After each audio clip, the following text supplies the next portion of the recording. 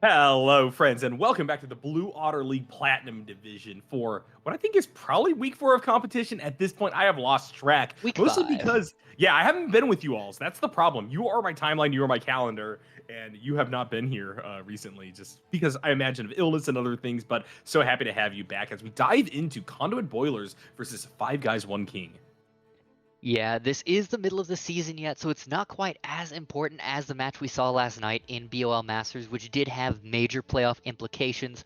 Of course, XG Lightning managing to punch their ticket there into the playoffs and send Bing Chiller's ERM6 into relegation. This match, just a bit of jockeying for position. Conduit Boilers and Five Guys, One King facing off for that third place position. They just have 1 point separating them, so the winner of this match is going to be the one on top. Worth noting, we do have an E-sub on Five Guys, One King, so that is why they are missing bans today. They will have a whole lot less agency in taking picks away from Conduit Boilers, which means we gotta expect this first ban to be the Aatrox of Zork. It has to be. I think that Aatrox is too good in the meta, and Zork is too good at the champion for it to be allowed through. That being said, 5G1K being knocked down to only one ban does mean that there's a few things that they probably have to take away soon. Looks like they're going to actually go for the Ivern. Conduit Boilers, though, still allow the opportunity for an Aatrox steal by prioritizing their bot lane. They're grabbing that Kaisa in the B1. Yeah, I mean, Kaisa has been very solid for a long time, and I'm hearing rumblings about a new Kaisa build built around Umbral Glaive that's been doing pretty well recently.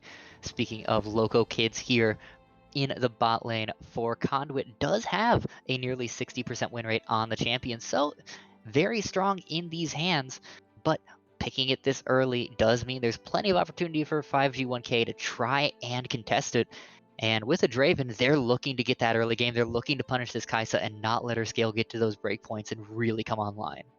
I'm a huge fan of Draven. I think it's one of those ticking time bomb champions that not only scales surprisingly well as long as you're able to get a few cash outs along the way, but also has that absurd pressure in the lane. As long as you don't give over kills, Five Guys One King definitely has an angle through that bot lane. I want to see more emphasis now placed upon it. Maokai is good setup. Yeah, Maokai is one of those champions that, regardless of the role he's in, regardless of how far down in gold he may be, the combo of Twisted Advance and Nature's Wrath is just too powerful. Being able to lock down an entire screen with a single ability, being able to lock down and knock back any single champion you choose is so valuable. And having the pivot here between jungle and support, if they really want to go hyper aggressive in this bot side, does make it a little bit more difficult for Conduit to plan around. So instead, they're choosing to go hyper aggressive here with the Blitzcrank. I mean, you might as well go hard into a Draven. It's immobile, it's easy to land those hooks. But when that rocket grab is down, Blitzcrank is not a champion. You want to fight fire with fire, but Blitzcrank, as you're kind of mentioning, has only a few moments inside of the lane to actually hit this Draven with a rocket grab. And if you whiff a Q, all of a sudden, the presence that you have is massively reduced. And if you step pretty far forward in order to try to land that skill shot to begin with, and Draven just sidesteps it, maybe even flashes, there's a chance you're going to be in for a world of hurt. Conduit Boilers going to angle even odder now, grabbing themselves a Gwen here in the first round of picks. Yeah, I'm a little bit surprised to see the Gwen. She's, of course, a very powerful champion and does scale quite well into the late game. But we see her far more often as a counter pick here. We see her being taken into specific matchups such as the Ornn, where she can scale very freely and cut through that health bar in the late game. So I'm kind of surprised to see it pick it up this early, and I'm curious if this is going to be a pivot that we're not expecting, because clearly 5G1K doesn't think it's going top. It's interesting that now they ban the Aatrox. I don't think that Gwen jungle is particularly viable, but that is the read on the map right now for 5G1K. They're going to knock out an Aurelion Soul to also try to cut against that mid lane, but this could be a very weird draft, not only because of those pick and bans, but also because Conduit Boilers could just send this Gwen top and completely juke out the fact that that Aatrox was removed from what is already a very limited set of knockouts that 5G1K can bring to the table. Yeah, as we're moving into the second phase of picks here, we do have to talk about this Braum that 5G1K picked up at the end of round one. That's locking in the Maokai into the jungle, and that's going into the Blitzcrank. Yeah, the Unbreakable stops the damage from the Rocket Grab. and it does mean that the Braum is in your face and can stack those passive stacks, but is that necessarily going to be enough? If the stand behind me isn't on time, will this Braum have enough disengage to save their ADC again and again?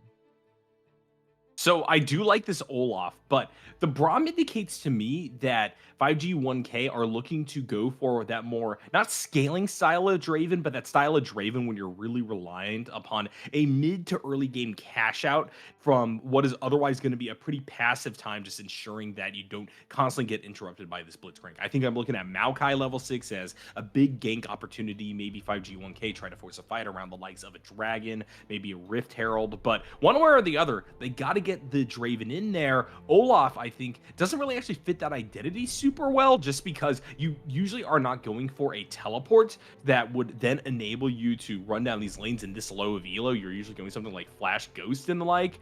But we'll talk about a little bit more about that after we look at this response. Malphite Tristana to round out Conduit Boilers. Quite the interesting spread here. Yeah, I was watching that get locked in with increasing confusion here, because that does mean this is a Gwen jungle, Yarko. Well, I do like Gwen Jungle. I just don't think it's very good. So this should be an interesting one to keep an eye out for. The Yeah, issue that I have with Gwen Jungle is just that if you want to sit around and do nothing but farm camps and scale up, there are better picks with which to do it. You offer very little utility, and you already have plenty of damage via the Kai'Sa and Tristana on your team, especially if you diversify your builds and allow for the Kai'Sa to go for that more poke AP route that is still very much viable. Instead, you put your utility up against the Malphite, which will have a stable lane versus the Olaf, but I mean, honestly, I prefer a Nasus jungle here. yeah, I'm in agreement. I think this is a very weak pick. And yes, I suppose it did bait out the Olaf a little bit. The Malphite should be fairly safe into that. It's not going to be fun by any stretch for the Giant Rock, but it should be safe. Safe and easy. And that's what matters. You still get into that late game. You get the ult out. You're going to have a lot of disruption in the late game. I I just feel like it's a misplay. I didn't like the Gwen early. I don't like it now. And I think the commitment to the bit and to the pivot here from Conduit has weakened them heavily overall. Also, this is a very smart Silas angle, being able to get a little bit deeper as an assassin by sealing away something like Kai'Sa ultimate, having the ability to chase people down off Gwen ult, and obviously getting the big knockups off of the Malphite all are pretty viable. And this pivot here at the end, I think, is a smart way for 5G 1K to come out, in my opinion, pretty ahead on this draft. Yeah, in addition, Silas does have a wildly high amount of AP damage. And the rest of this squad, Draven, Olaf, they're pumping AD. So if you didn't pick the Silas here, this Malphite becomes absolutely ungodly in its ability to absorb damage. But now with the Silas on the board, it's a little bit more vulnerable. You're going to have to spec into some of those tank stats that you don't necessarily want as much on Malphite. So as much as he's getting out of the ultimate, he's also throwing the build paths of Zork here into disarray. I just love the pick overall. Well, I guess there is some possible cheese to come out of Conduit Boilers during this pick ban in client. Malphite's going top. Maybe this is a Blitzcrank jungle. I actually think that they scaled back his ability to clear, so I doubt it. But they also scaled back Quen's ability to clear, so who knows? Glada is going to pick that champion up, the blue-haired beauty, but I'm not a huge fan of what they're bringing to the table, I'll be honest. You have really choicey selections that I think would be highly prioritized in ban if Five Guys One King didn't have an E sub, and therefore they managed to get through the Tristan, they managed to get through the Malphite. But why are you being cute in situations where you could otherwise just windmill slam a perfect 5-man? Yeah, absolutely. And especially in a match like this that has major implications. Yeah, you're still 3 weeks out from playoffs, but every point counts, especially when you're right here on the bubble. Right now, the difference between getting in and being eliminated is just a few points here. They're not in a super comfortable spot like Horizon Gaming or Omega Whooper in this same division where they're so far out ahead that they can basically play however they want. You need to play every game like it's your last. I I just feel like their coach has overreached here, and it's going to be up to these players to just individually overperform for what they've been handed. All right, well, things have been rounded out. It is the most traditional view of Conduit Boilers that we could imagine with that Gwen Jungle, Malphite top, and the Blitzcrank into the support role.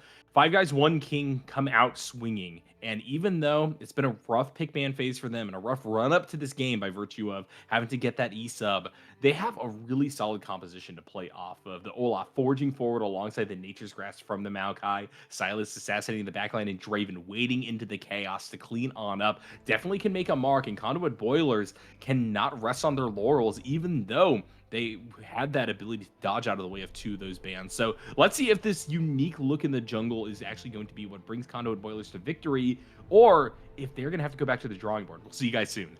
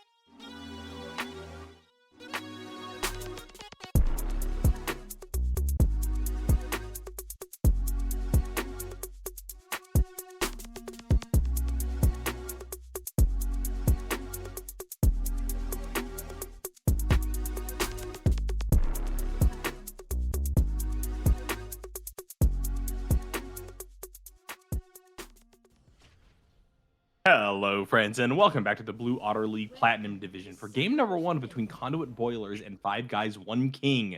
Down two bans and with an ease of 5G1K, in my opinion, got the better of Conduit Boilers during this draft phase, but Boilers are clearly confident, grabbing what they clearly think is their ideal team comp. Let's see whether or not they can make a statement here in this first round, as a little bit worried about the Blitzcrank invade. They could go for the 5 stack inside of a bush. Yeah, Conduit certainly cooked with this draft. 5G1K, despite the loss in bans, much more standard, much more normal here. They definitely have a coach who is looking out for them. And with no invade, they get to just move around as 5 here and play safely.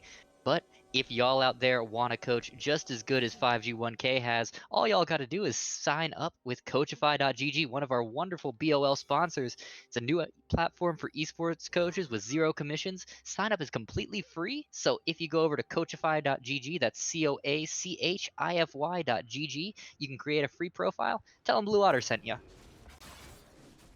Looks like we're getting a bot side start for this Gwen, going to be leashed pretty hard by Risky Platypus and Loco Kids. Meanwhile, that's a coordinated skin set, by the way, for Draven and Braum getting to this bot side first and hopefully getting the push.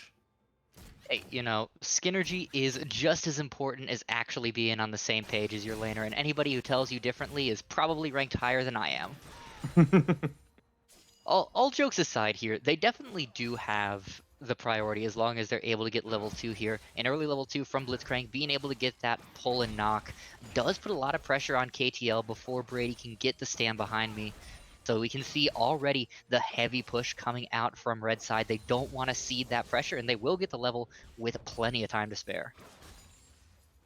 KTL, Brady Hash going to use their newfound priority to hopefully set up for a solid bounce back where they can clear the wave out, prevent Loco Kids and Risky Platypus from getting a real good crash of their own in, and then from there, they can start hunting for a kill on perhaps this third rotation in. That being said, Glada already level 3 on the Gwen, going to come down for a little bit of a gank. This is a tough one without a whole lot of range in CC, but Risky Platypus gonna flash, but misses that hook, and that means even with Brady Hash stuck versus 3 Blue Squad members, they're tanking up. They might be able to get out of this one, and look at how much damage this Draven is doing. Lima finally is going to make it into this lane now, and while they are only level 2 and they can't find a kill, they do stabilize, and 5G1K walk away without losing a kill.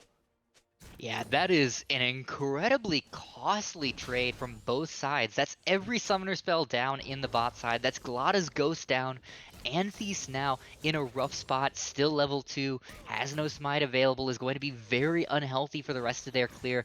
Glada is going to be forced to do a full reset before rotating over to the top side. So this throws everything into disarray over the next few minutes.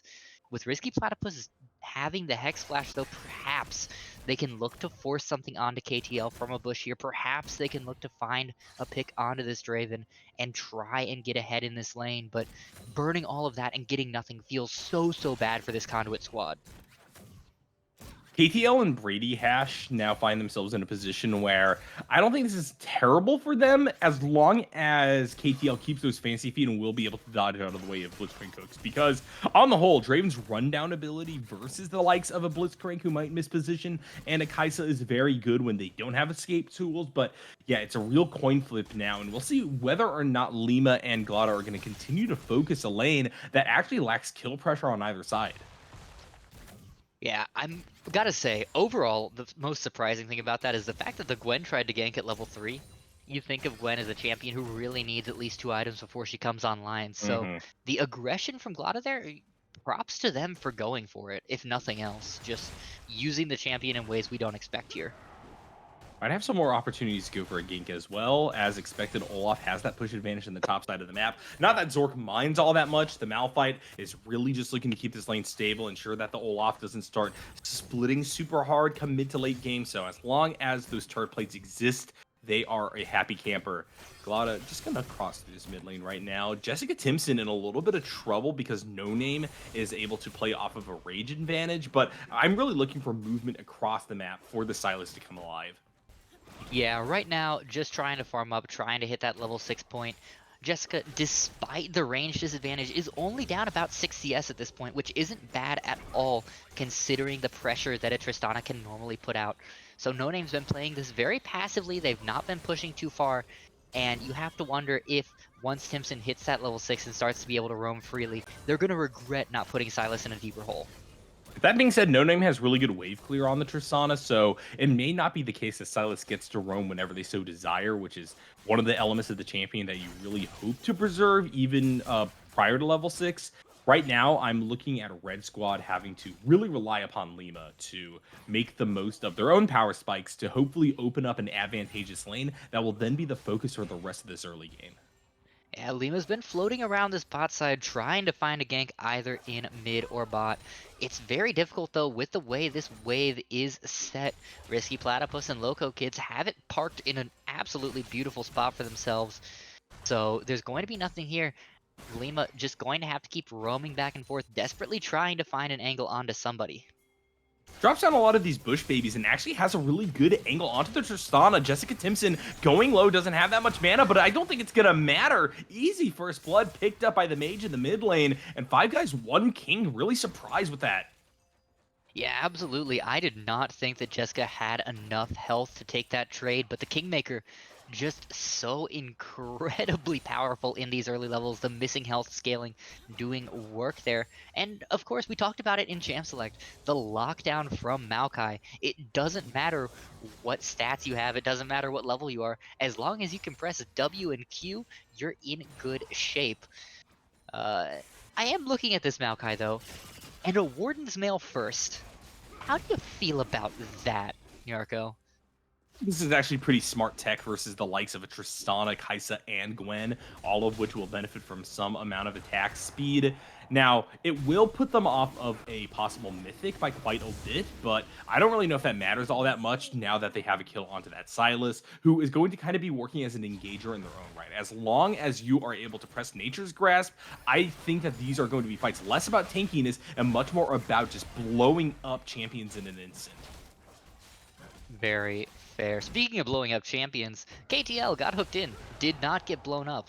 Turns out Loco Kids, with just the Serrated Dirk, does not have nearly enough damage to do so. That Serrated Dirk does tip the hand towards the lethality Kaisa that we've been seeing recently here, Nyarko. So, not necessarily specking into quite as much AP. You mentioned in draft that having Glada on this Gwen is going to dissuade them from that a bit. So we are seeing that come to fruition. Are you at all concerned that that's going to be a detriment here coming into team fights in the future? I think to a degree, given that Lethality Kaisa wants to go a bit deeper than an AP build, it could be the case that you're just running into the jaws of a tiger, given the fact that Silas really relishes those melee fights, as does the Draven to a degree. But it's definitely not a bad call. You still have pretty diverse damage, especially because Glada is on that Gwen. But it once again becomes that question mark of, is Gwen really the right pick in these situations right now? They're playing it pretty aggressively, forcing Lima out of a bit of their territory, but there is going to be that question of utility that will constantly haunt this team as we move closer and closer to this mid game. Yeah, I mean, props to Glada right now up about 4 camps, so doing a great job in terms of outpacing Lima. However, it's come at the cost of so much map pressure. Lima got that first blood in the mid lane, put No Name in a bit of a hole, got the first Drake. That's another scaling advantage for 5G1K to start worrying about. And now Glada is going to be mispositioned for the Rift Herald as Jessica's coming in here. And that's a quick hit from the ultimate by KTL. Will be able to flash back to safety. Jessica Timpson really deep in this play. Loco Kids too low to actually try to follow up. Glada trying to rush away, gonna get hit by the absconded abduct, and down goes the Gwen. With the Loco Kids and Risky Platypus just barely limping away. I was about to remark that there was still a gold gap developing in favor of Conduit Boilers, but not anymore. Good call there by the mid lane. Yeah, and you can see on the minimap with Glada having shown, yeah, they lose a couple of plates in mid, but they're going to get the Rift Herald. If that's dropped in mid, that's more gold in this Silas's pocket. The Silas going to get even further ahead, going to become even more of a scary assassin. We saw what he did there, having stolen Zork's ultimate, getting onto the backline. Imagine what he does when he has an item and a half, and has that same opportunity. Loco's not going to be limping out of there alive. Lima's still holding onto the Nature's Grasp, notably, so Jessica Timpson, being a really good power spike, has the opportunity to find more kills. if Conduit Boilers aren't careful, I think that 5G1K are now going to start setting their sights on furthering their presence across the map. They already have a dragon under their belt, and that means that the likelihood of them forcing a fight in about 2 minutes is pretty high if they so want to set up that bot side river. Absolutely. Getting to Drakes this early, being able to build that scaling and start working towards a 22, 23-minute soul would be incredible. That puts a lot of pressure on a team that is built around scaling with this Gwen, with this Kaisa, even with the Tristana to some degree, wanting to hit 2, 3, 4 items. They just won't have the time to scale if they're on a soul timer. So this is great play, great macro decisions from 5G1K. The only question now becomes, is the small advantages that we're seeing, the lead from Glada, the lead from No Name, going to be enough to give them the fighting prowess to actually turn those around? As Conduit Zork's being run Boilers, down a little bit. yeah, that's true. Zork still has their ultimate available with Glada covering. I don't think this is going to amount to much. So really quick, I do want to touch upon this bot lane one more time also. KTL getting hooked may interrupt that yet again, but yeah, there's just not enough burst at this point in time. Loco Kids isn't really able to follow up, and that barely did a dent to the Draven's health bar. And I swear, this champion, such a massive threat right now. If Conduit Boilers can remove his stacks soon, then the game becomes a lot easier. But if 5 guys, 1 king, set up for what, in my opinion, is a superior team fighting squad at this point in time, they are going to be able to get at least 1 or 2 pickups onto this. And then all of a sudden, that gold gap is going to be massively in favor of red team, and the ability for Conduit Boilers to find those advantages, get that power spike, will shrink yet again. Jessica Timpson, a little bit too far forward here, in my opinion. With the Gwen showing on the map, they're going to have to walk this one back. Yeah, Lima is coming in towards the bot lane, has that Rift Herald and wants to pop it, with Gwen being shown in the mid as well. This is a beautiful chance for Tucci to pop that Ghost and run down Zork. The Unstoppable Onslaught is going to have to be used here. No, Zork just flashing away to save themselves. Not the cleanest Rift Herald in the world, still going to land, but now we got a hook onto KTL, taking below less than half health. They're going to have to walk back, and look at the teleports descending from this guy. Conduit Boilers going to put their everything into this play. Glada going to give chase to Jessica Timpson, caught out in the river. No Name going to flash forward. Glada going to chase as well, has the ghost stuff, and with the grenade on top of them, this Silas is going to go down.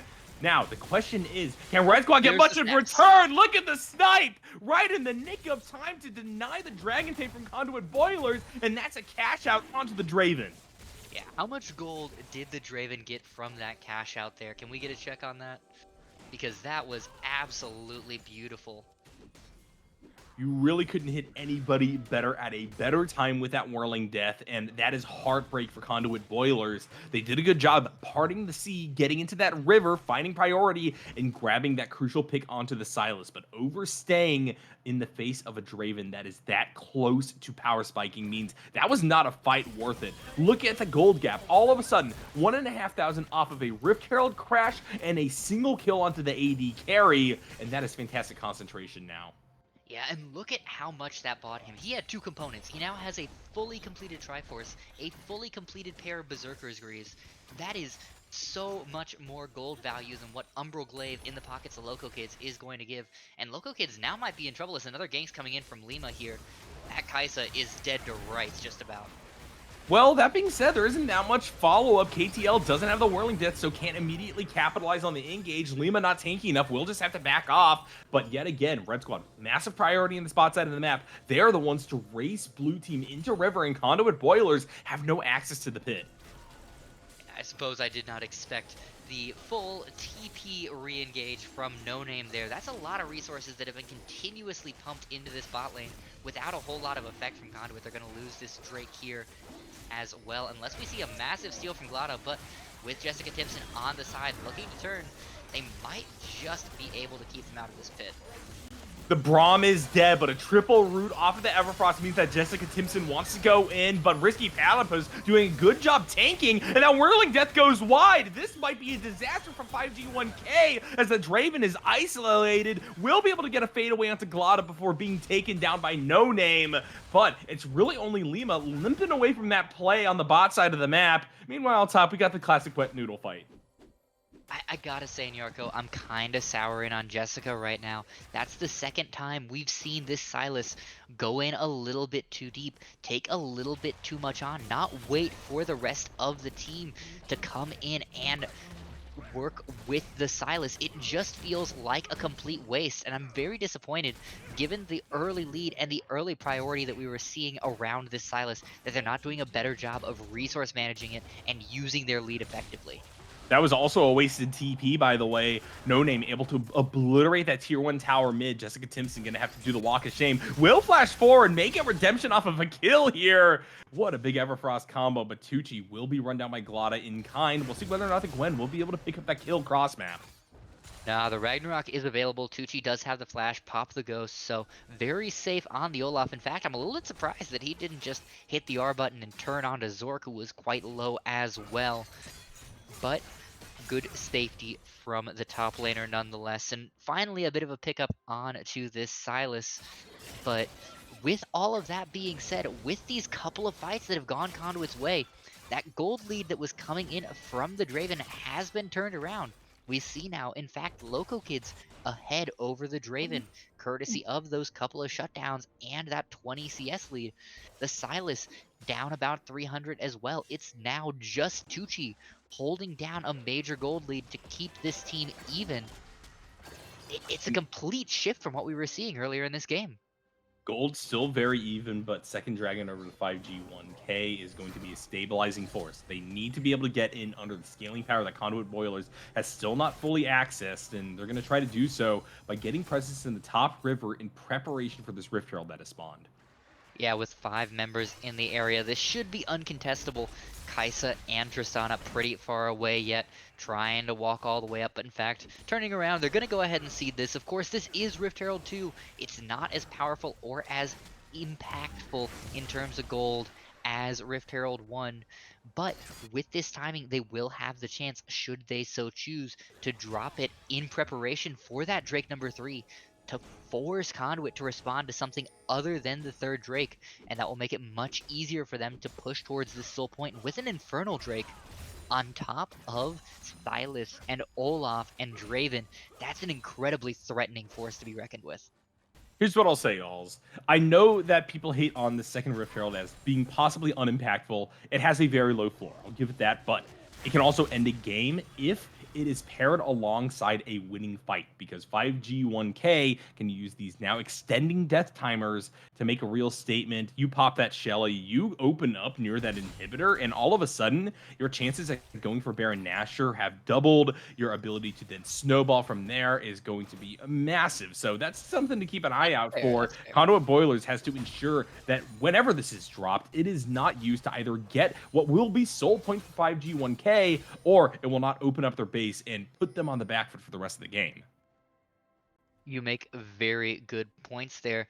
I just don't necessarily see, with the way the map is right now, 5G1K finding that fight before the eye drops out. They've got about 60 seconds left on the timer, it looks like, and they're just now resetting back on the map, so they don't really have that angle. Instead, they're going to be floating around this Drake. On the plus side for 5G1K, there is not any vision control over here. Instead, we just saw Glotta and Platypus spend their time clearing wards on the top side, where there's no objective available for the next few minutes. It feels like a bit of a misstep here when Drake is so clearly a priority for 5G1K, and they're going to pay for it with a loss of vision, and potentially with this Rift Herald charge, the loss to the mid-tier 1.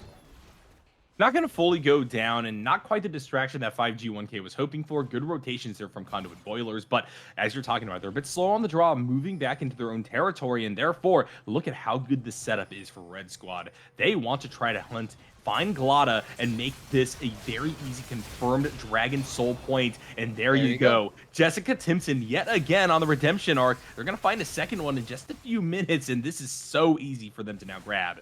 Yeah, and another baffling choice from Conduit there, I'm not sure if you noticed, was the TP from No Name into the mid lane. That was long after Glotta was caught. There was no chance of really turning that fight around. So that's just an unnecessary burn from this mid laner to really make them miserable. Look, KTL caught out and deleted there. Blitzcrank putting in work. Losing 89 stacks definitely feels bad. KTL has no presence anymore. But simultaneously, this is going to be the Dragon. Still uncontested. Conduit Boilers a little bit too late to get over here. The question is, can Infernal Soul now start to offset the fact that this Kaisa is getting mighty powerful there in the bot lane? Yeah, Kaisa is at 2 full items, and these are assassin items. They have pretty good gold efficiency here, so Loco Kid's definitely putting out the damage. But this isn't the AP damage that we're used to seeing from Kaisa, the ability to churn through those Ws. It's very reliant on getting onto that backline. When it's not just KTL that they're facing, when you gotta face into Timson and Tucci, I'm not so sure that Loco Kids is going to have as easy of a time as they've had repeatedly picking off this Draven so far. At the same time, the Kai'Sa is by far and away the richest champion on the map, and so Conduit Boilers know that this is going to be who they play around, and there's plenty of things to enable it. This Malphite has yet to really make a big splash in the team fight. Mostly they're either side laning or otherwise too late for what is a quick pick play. So once we see them starting to hit that unstoppable force in big scenarios, it could be enough to buy that window where Jessica Timpson and KTL aren't able to punch out the damage necessary to control Loco Kids.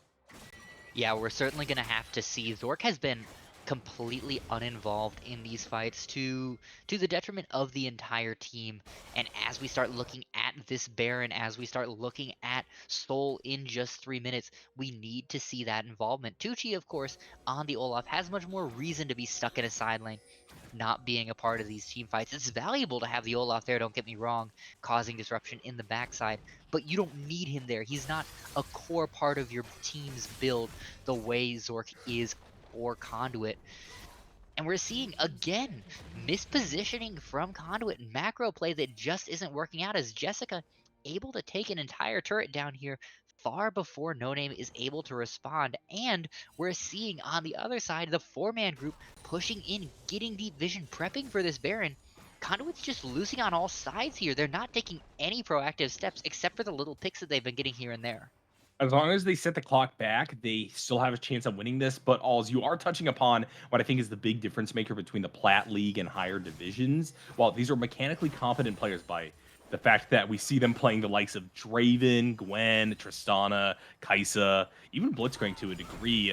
The problem is that we aren't really seeing them use all the tools in their arsenal, and there's so many little refinements to be made, especially because both of these teams are pretty close to middle of the pack.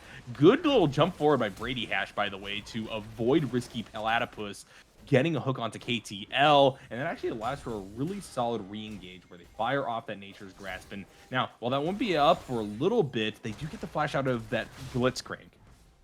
Yeah, they do. That does leave the Hex Flash available, so Risky should be okay for now. As Tucci is forced to pop that Ragnarok and flash away. We do see the TP from Jessica as well. This feels as poorly designed as possible. Does steal the Unstoppable Force, but this is going to force a trade of ults. Tucci now in trouble, going to pay for the sins of his mid laner. Good grief, Nyarko. And what a baffling teleport. This is actually one of the things regarding Macro I was going to hammer on. No Name wasted one. That's the second one wasted by Jessica Timpson, as they had one of them burned and denied as they try to get to that dying tier 1 tower in the mid lane earlier on. But look at this. 2 kills now means Conduit Boilers are going to move on to the Baron Nashor. Brady Hash knows that they're there. They drop the ward. They are going to start cheating their way forward, but Lima still doesn't have that Nature's Grasp up, and therefore very little access to the pit to be had. Risky Platypus going to hit the hook. Once again, it's going to be onto the Braum. No Name will pick that kill up, and now Lima is trying to buy enough space for KTL to run to safety. Nature's Grasp fired off in the wrong direction, isn't going to root up enough members, and now the tree is barely able to get under the turret before a hook lands and they fall. Yeah, however, this does have one big positive. They delayed the Baron so incredibly long that Tucci and Jessica Simpson are back from that ill-fated play. So they're not going to be able to restart the Baron. They're not going to be able to take the big purple worm, and that's a huge loss for Conduit. Yeah, they pick up another kill. Yeah, they get some baffling plays out of 5G1K, but they don't get anything meaningful here. They don't get big map wins. So it's just this scrappy stuff, and while the golden pocket is nice, and CB No Name is definitely back in the game after having been fairly on the other side irrelevant for a hot minute here, it, it's feeling like they're not quite getting all of the things they should be based off the way these fights are going and the way that 5G1K is mispositioned in the last couple of minutes. Well, Conduit Boilers have a shot. They are really starting to hit their stride regarding that scaling, and therefore they have a really good shot at trying to deny Soul here, maybe get a few kills, rotate that over, make it a Baron as well. Here comes the early engage. Zork going to be pushed back. Good hook landing. That forces out the Glacial Fissure early. Olaf going to rush on in, but the Braum has already been popped, and they just don't have the damage to tear through the backline of Conduit Boilers. A double kill for the Kaisa. This is where the Gwen shines, and now that is an ace. That is Dragon and a potential big purple worm as well. Well, you know, just the moment I was hammering on Conduit not getting the map outcomes out of the fights, they find a beautiful 5-for-1. And the only thing that caused that fight was the fact that Jessica was taken out. Jessica needs to be a disruptor here for 5G1K, not be a complete explosion early on in those fights. When you're taken out like that by a hook from Risky Platypus, you just disappear. And now, with the scaling stopped on the Drakes, with the Baron in the pockets of Conduit, they're going to be able to get plenty of pressure out on the maps. There's still 4 turrets outside the base. That's a ton of gold available to just push No Name and Loco Kids even further ahead. And as long as these tanky frontliners for 5G1K keep getting blown up and there's not enough damage to follow up outside of Jessica, 5G1K can't take any more 5v5s. Yeah, here's the truth. Conduit Boilers have rounded the corner. They are dominating the remainder of this game unless 5G1K is able to exploit some unforeseen weakness or mistake from Conduit Boilers. Right now, they just are unable to win those team fights. Some of these solo lanes are becoming really nightmarish versus the likes of No Name and even Glada, who has gotten over those rough patches on this Gwen, has become a threat unto themselves. Unfortunately, this is looking like a game 2 angle for Red Team. Yeah, it certainly feels that way, which is unfortunate because, as we said, it certainly felt like they won draft and gave themselves a very good shot of coming out on top. But now you can see, as you said, the scaling just starting to turn that corner. Tucci just getting absolutely exploded by Glada despite having the drop on the Gwen. They're just losing every which way. They might find Risky Platypus here, but that's such a small victory, especially with the TP coming in from No Name and Zork. They're going to try and turn this around very hard.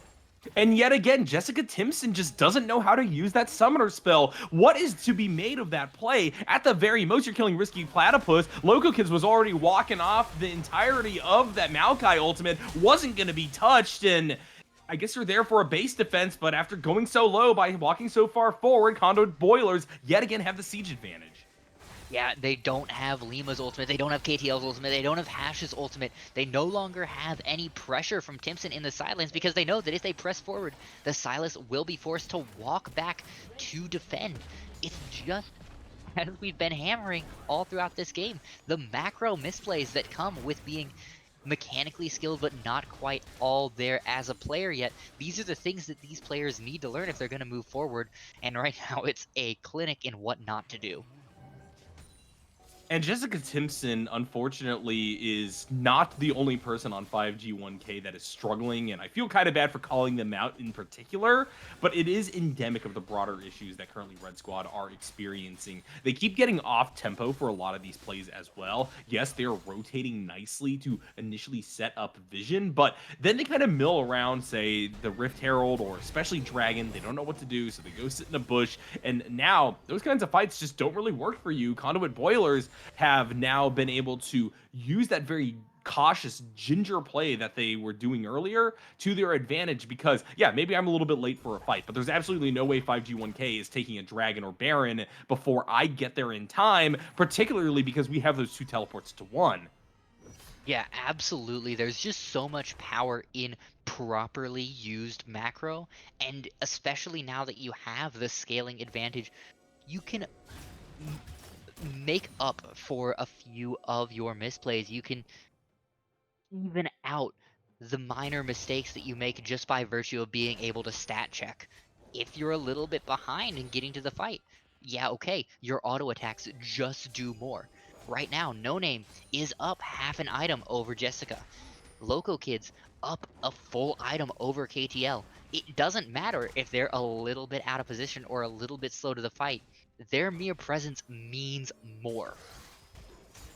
I think 5G1K have maybe one team fight left in them. They really got to make something out of this dragon spawning up in about half a minute. If they can access Soul, if they get KTL a bunch of kills that could catch them up, as they have a bunch of stacks on League of Draven right now, this could be their angle in. Lima going a little bit too far forward, gonna be hooked back, but the Nature's Grasp has been fired off, and it's gonna hit 4 members. Lima gets over the wall, able to go for the re-engage, shut down on the Tristana. That's a huge chunk of damage, now taken away from Conduit Boilers, and they're starting to clean up. Brady Hash walks it off, and this Draven is untouched. A triple kill, and that is what we were looking for. They have one fight left in them, Nyarko, and that's all they needed. I thought it was screwed the moment that Lima got pulled there, but was able to get the Nature's Grasp off just in time. The confusion of the fight meant that Conduit didn't read it for what it was. They didn't see how dangerous that ultimate was going to be. The lockdown gave the opportunity for Timson and KTL to really start pumping that damage, and now we see what comes out of it. The soul is claimed. Tucci pushing into the base is going to be able to get very close to an inhibitor here. It is everything that 5G1K needed to keep their hopes alive and try to avoid thinking about game 2 just yet. Out of nowhere. I didn't think they were ever going to win another team fight, Alls. It looked so rough with the damage being pumped out by Glotta, Loco Kids, and No Name, the triple threat. But the mispositioning, the over-aggression to chase down Lima, knowing that if the Maokai is out of the fight, that is the way that Conduit Boilers is going to be able to allow for themselves to yet again delay Soul. But Lima had the flash. They get back over the wall, and oh, the follow-up. Being able to hit the Nature's Grasp before they were yoinked back into the play by Risky Platypus saved the game, the 4-man route, and there was nothing to be done. No, the only problem here, Nyarko, is the fact that they are still on the back foot in terms of fight tempo, in terms of capabilities in these team fights. They have to execute perfectly again around this Baron. Yes, they have the pressure advantage. Yes, they have bought themselves a bit of time. But they're still up against the wall. The game is not nearly over, and the cards are still in Conduit's hand unless they're very careful. 5 guys, 1 king, going to try to set something up. Ultimate used super early there by the Kaisa, and now Local Kids is blown up in an instant. 5G1K able to regroup through the top lane, and Jessica Timpson teleports on the flank. Another redemption arc for the Silas player as they send Risky Platypus running into River. Malphite tries to hold their own on the top side of the map, but one way or another, this will be another kill, and this will be the Baron. Baron, and one would have to hope the game here with 30 seconds on these timers, with Olaf pushing their way down through the mid, with Baron soon to be on their backs and full health bars on every single member of 5G1K. You have to think that they know that this is their window. They know that they must end this now, and we can see it. They are starting to sprint towards these objectives. They want to clear as much as possible, leave as little of a window for Conduit to try and salvage this as they can. Doesn't seem like they might be able to get enough, though. Zork able to defend. They're going to have to go for one more set of resets, and from there, they will smash into the enemy base. Conduit Boilers have many things to now consider from those last 2 team fights. They can mount a defense, but they're going to have to use their ultimates better. No Name blew their Buster shot a lot earlier in that first team fight on to Lima, which wasn't really a great play. And now we see the other AD carry in Conduit Boilers roster starting to throw as well. There was absolutely no reason to go that deep against a tank with tons of CC. Yeah, I mean, you don't think of Lima as being very powerful right now. He's got the Frozen Art, he's got the Abyssal Mask, he's got the Even Shroud. That's not exactly like hyper tank stats in the way you think of a Malphite having hyper tank stats, but it's still enough to buy time for the Nature's Grasp. That being said, Lima and Brady Hash are a little bit out of position here. They can't just take on 2v5 like this forever. We talked about rounding the corner, though, and now we definitely could see Lima as a powerhouse, incredibly tanky on the Even Shroud with the Frozen Heart and the Abyssal Mask, and therefore they will be the vanguard of the siege into the mid lane. Jessica Timpson has that unstoppable force stolen away from the Malphite, angling to use it once this tower goes down. They have those extended ranges on the cannons that make it so difficult for anybody on Conduit Boilers to walk up. Good call by Risky Platypus to blow that hook, grabbing that cannon, bringing it in, but another wave is going to follow. Yeah, and just one auto attack from KTL is going to clear this turret. And in fact, it doesn't even look like Conduit wants to defend the inhibitor. They're saying they would rather have a final fight for this Nexus instead of trying to keep out of the base, which I agree with. You absolutely need all of the resources you can, but it also means you're pinching your window a little bit because now you're not going to be able to get out on the map. These inhibitors are going to be up for the next 5 minutes, which means you're going to have incredibly inhibited pressure around this Elder Drake if the game ends up being that long. While 5G1K is going to be struggling in fights in comparison to the scaling, if you can't actually get out on the map and take the fights, it doesn't matter. And now the gold gap is such that scaling matters a lot less, because let me tell you, when Draven is unleashed, Draven is unstoppable. Has the stopwatch available for the next team fight, and this is going to be a deciding factor in this game. Be it either come by the fact that we're seeing another 5G1K push into the top lane, or be it by a play around the Elder Dragon, this is going to be the toughest team fight of Conduit Boiler's existence in the BOL so far. They're going to try to mount a defense on this top side of the map as Blitzcrank is setting up vision, but he needs to back soon, otherwise Loco Kids and No Name could be in trouble. Yeah, without Gwen here, without the Malphite in the area, this is incredibly dangerous, and in fact, that forces the flash out of No Name. They're going to lose their third inhibitor here, and Lima going in, he wants to end this game right here, right now. Yeah, just a little bit of a twisted advance, and here comes the Nature's Grass. Jessica Timpson going to go deep, and it will pay off. Great play by KTL, following with artillery fire, and a triple kill for the Olaf to cap things off, make it a quadra, ending game number 1. Absolutely beautiful engage there by Timpson, and we've talked about it all game, but baffling macro. You know that all 5 members of 5G1K are in this top lane. You know that they're going to be pushing in, and you send 2 ADCs to deal with them? When you have a Stylus with a Malphite ult, when you have a Maokai, when you have a Braum that can jump forward and engage upon them, what were they thinking? It's baffling here in Yarko, and it pays off huge for 5G1K. They now have the lead. They have the chance to move from their winning draft with a winning game, go into game 2 with the momentum here. I mean, Conduit is in such a deep hole now. Conduit Boilers losing that match, even though they had those extra bans, makes it so awkward, because it kind of feels like that was your freebie. That was the way you get on the board. Maybe you throw game number 2, but you got to go runner at this point to save this series. And 5G1K are looking like the favorites as long as they can temper and scale back some of those over-aggressive plays coming, especially out of the mid lane. Even though they are occasionally messy, that is expected from both teams at this point. So This is going to be a wild one, Alls. I think we should probably throw it over to a quick break. When we return, it's going to be for the second draft of the night.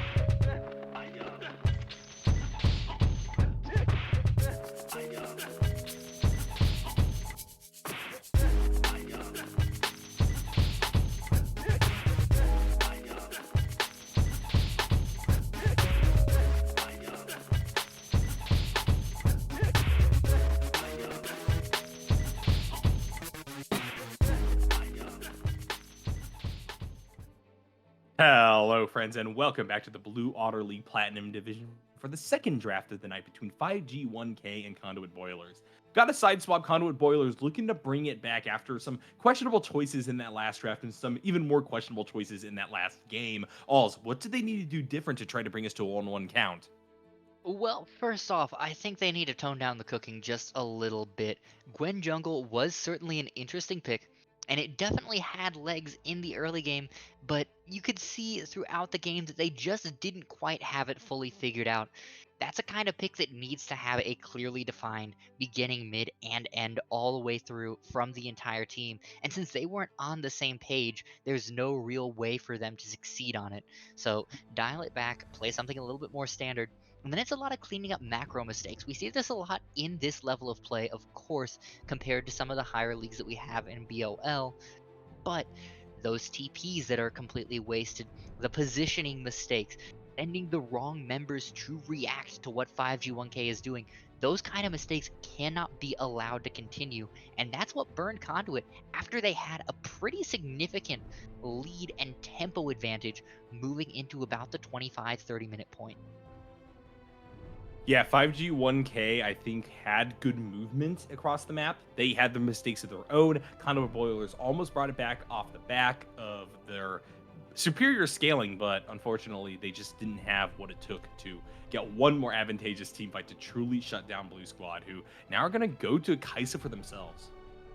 Yeah, I mean, the Kaiso was not bad from local kids by any stretch of the imagination. The Kaiso was very impressive in terms of impact when it was piloted well, when it wasn't ulting directly into a Maokai face first without the protection of the rest of the team. It was quite good, and while the Draven did not do badly for 5G1K, I'm not surprised that they're pivoting over to something that's a little bit less vulnerable to perhaps getting put in a hole here, something that will scale fairly consistently and doesn't have the opportunity to get blown out of the water with those stacks of League of Draven falling off.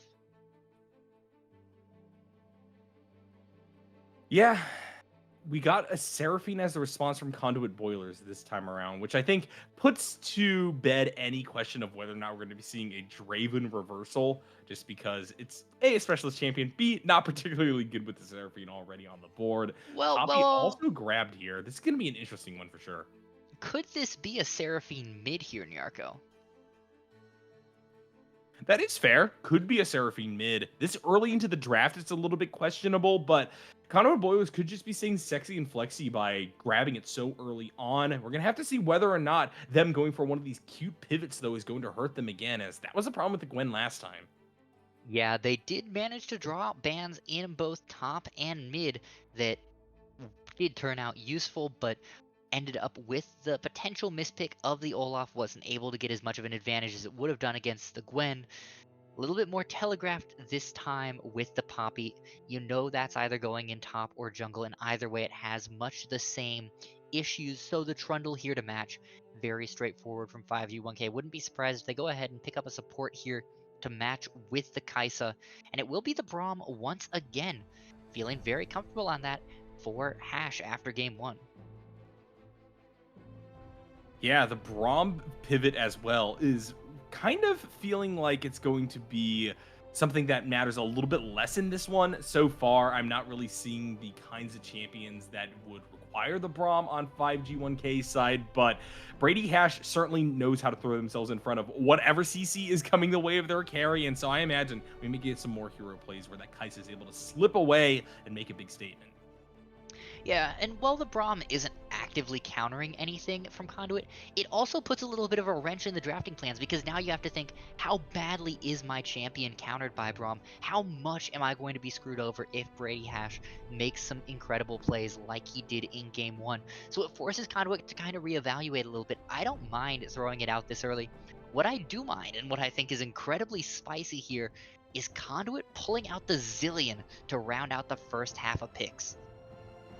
Yeah, Conduit Boiler certainly is cooking. I like the colors of their draft. It's some very vibrant pinks and blues, but We'll see whether or not they're actually going to be able to make something of this. Second ban phase now online. Olaf denied by 5G1K, while Conduit Boilers are going to knock out a Zed.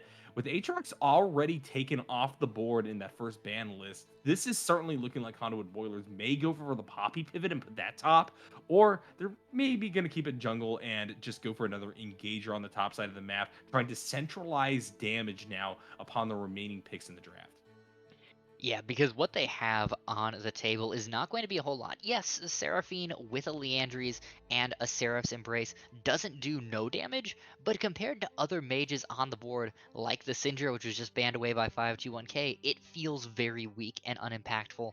So especially if this is going into the bot lane, that's going to be focused on poke. That's going to be focused on trying to keep this Kai'Sa down. She's going to scale eventually, so you need something in mid and top that can take control of this game, that can make it so that we don't get to the point of Kai'Sa inevitability here. Entering into the second phase, Conduit Boilers gonna reveal a lot with this pick. The Victor coming out here and indicating this is gonna be Seraphine Zillion bot lane. Although I guess you could theoretically put the Victor down there, and I've heard talk of doing so in the past, mostly from the likes of me and other people that don't actually understand the game very well. Yeah, I mean, it's a spicy decision to put Victor in the bot lane. Mid lane is just so much safer because it's so close to the turret. Victor, very immobile, needs that little bit of extra cushion to be able to farm and wants to be able to scale fairly safely. You need those stacks, and especially the Death Ray upgrade before you come online. But this is a turn from 5G1K. The Kog'Maw picked up likely into the mid lane, into Victor here. Nyarko, this is another 280C comp this game, but not one that you'd normally be seeing. I like the Kai'Sa lane pivot here. Going for the Dr. Mundo to run things out is a little bit odd, I think, given that you have a big meat wall. You don't have much in the way to empower the Kog'Maw or the Kai'Sa here. They're mostly going to be on their own in regards to pumping out enough damage for the entirety of the team.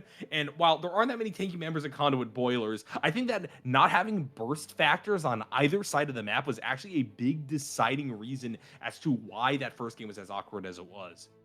Yeah, that's very fair. However, Muno does do a lot into the Poppy and the Darius here with that passive, able to shrug off a lot of the CC. And since there's not many options from those champions early to CC, since Muno doesn't have any dashes to worry about, the ganks on top side are going to be a little bit less impactful.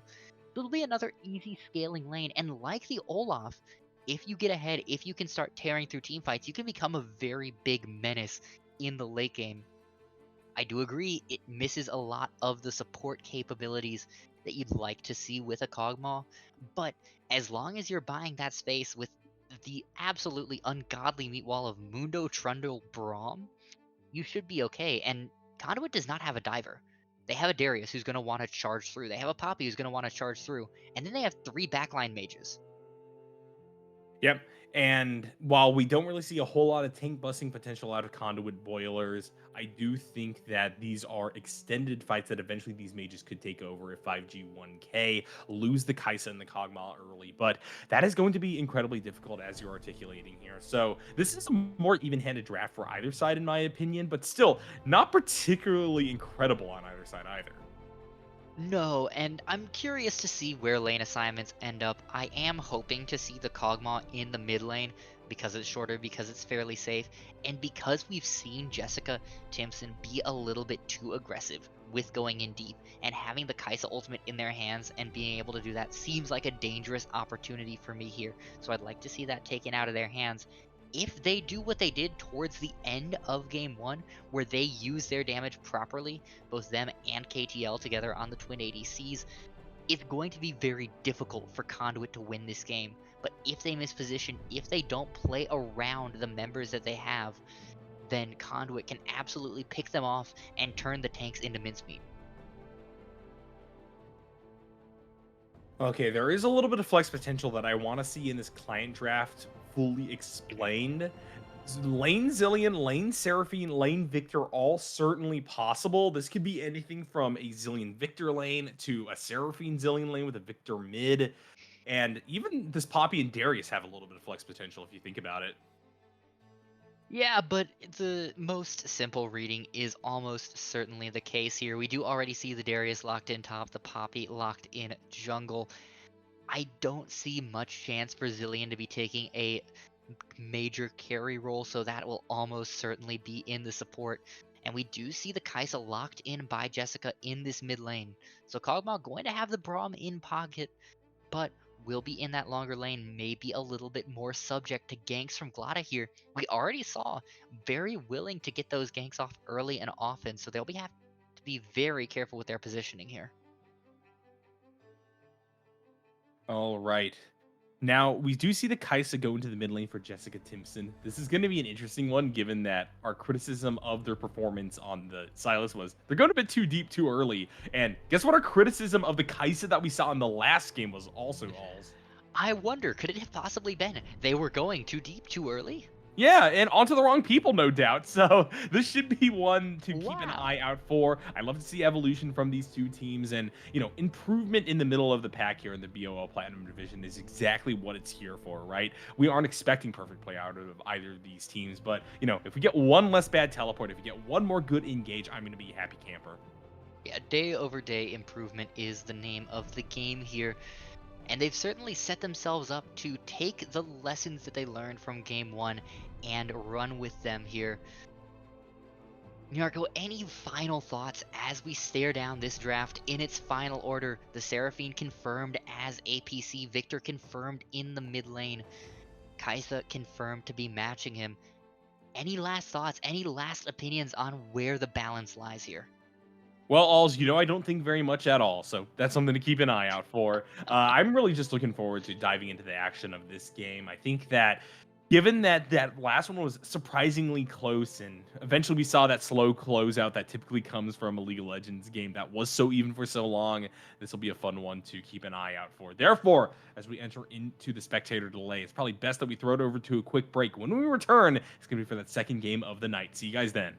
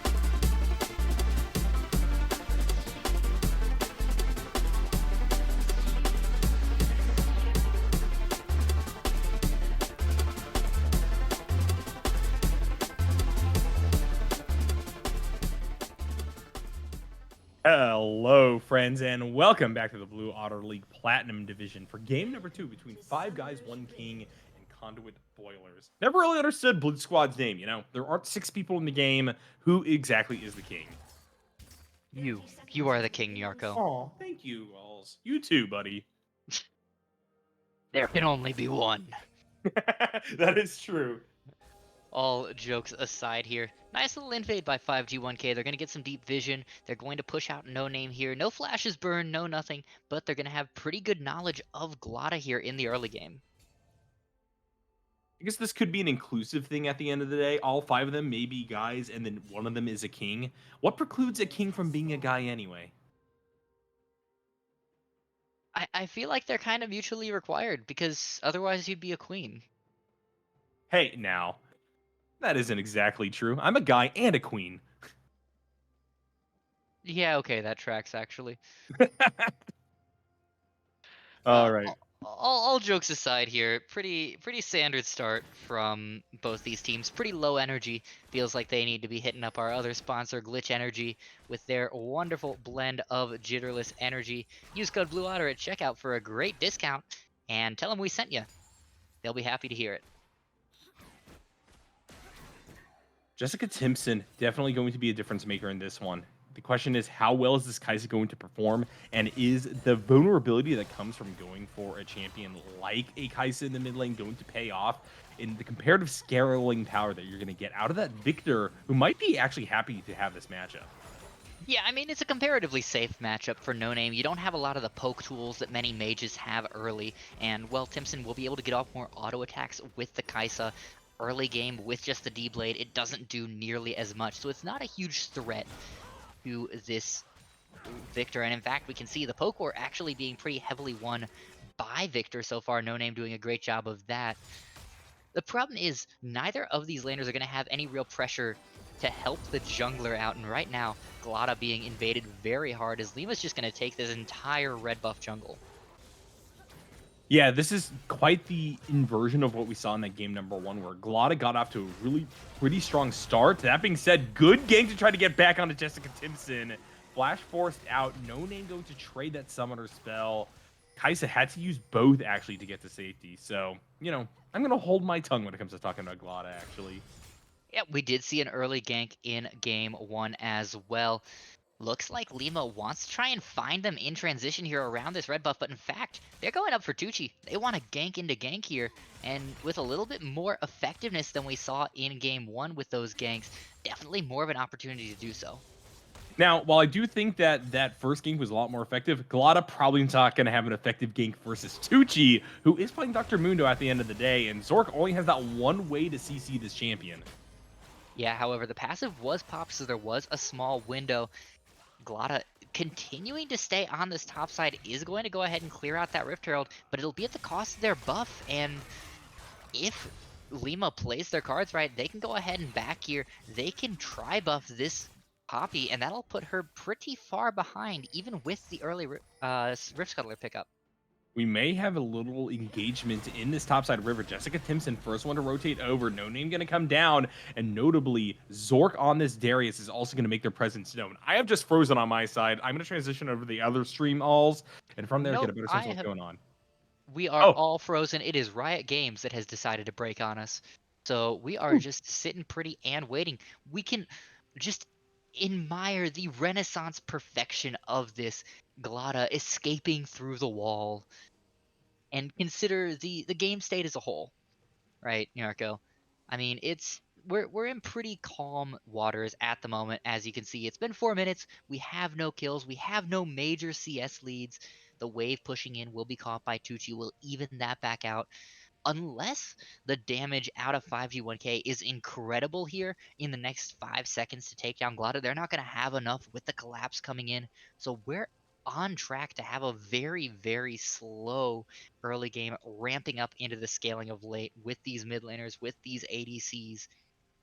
It'll be fascinating come 30 minutes, but until then, we might be in for a snooze fest.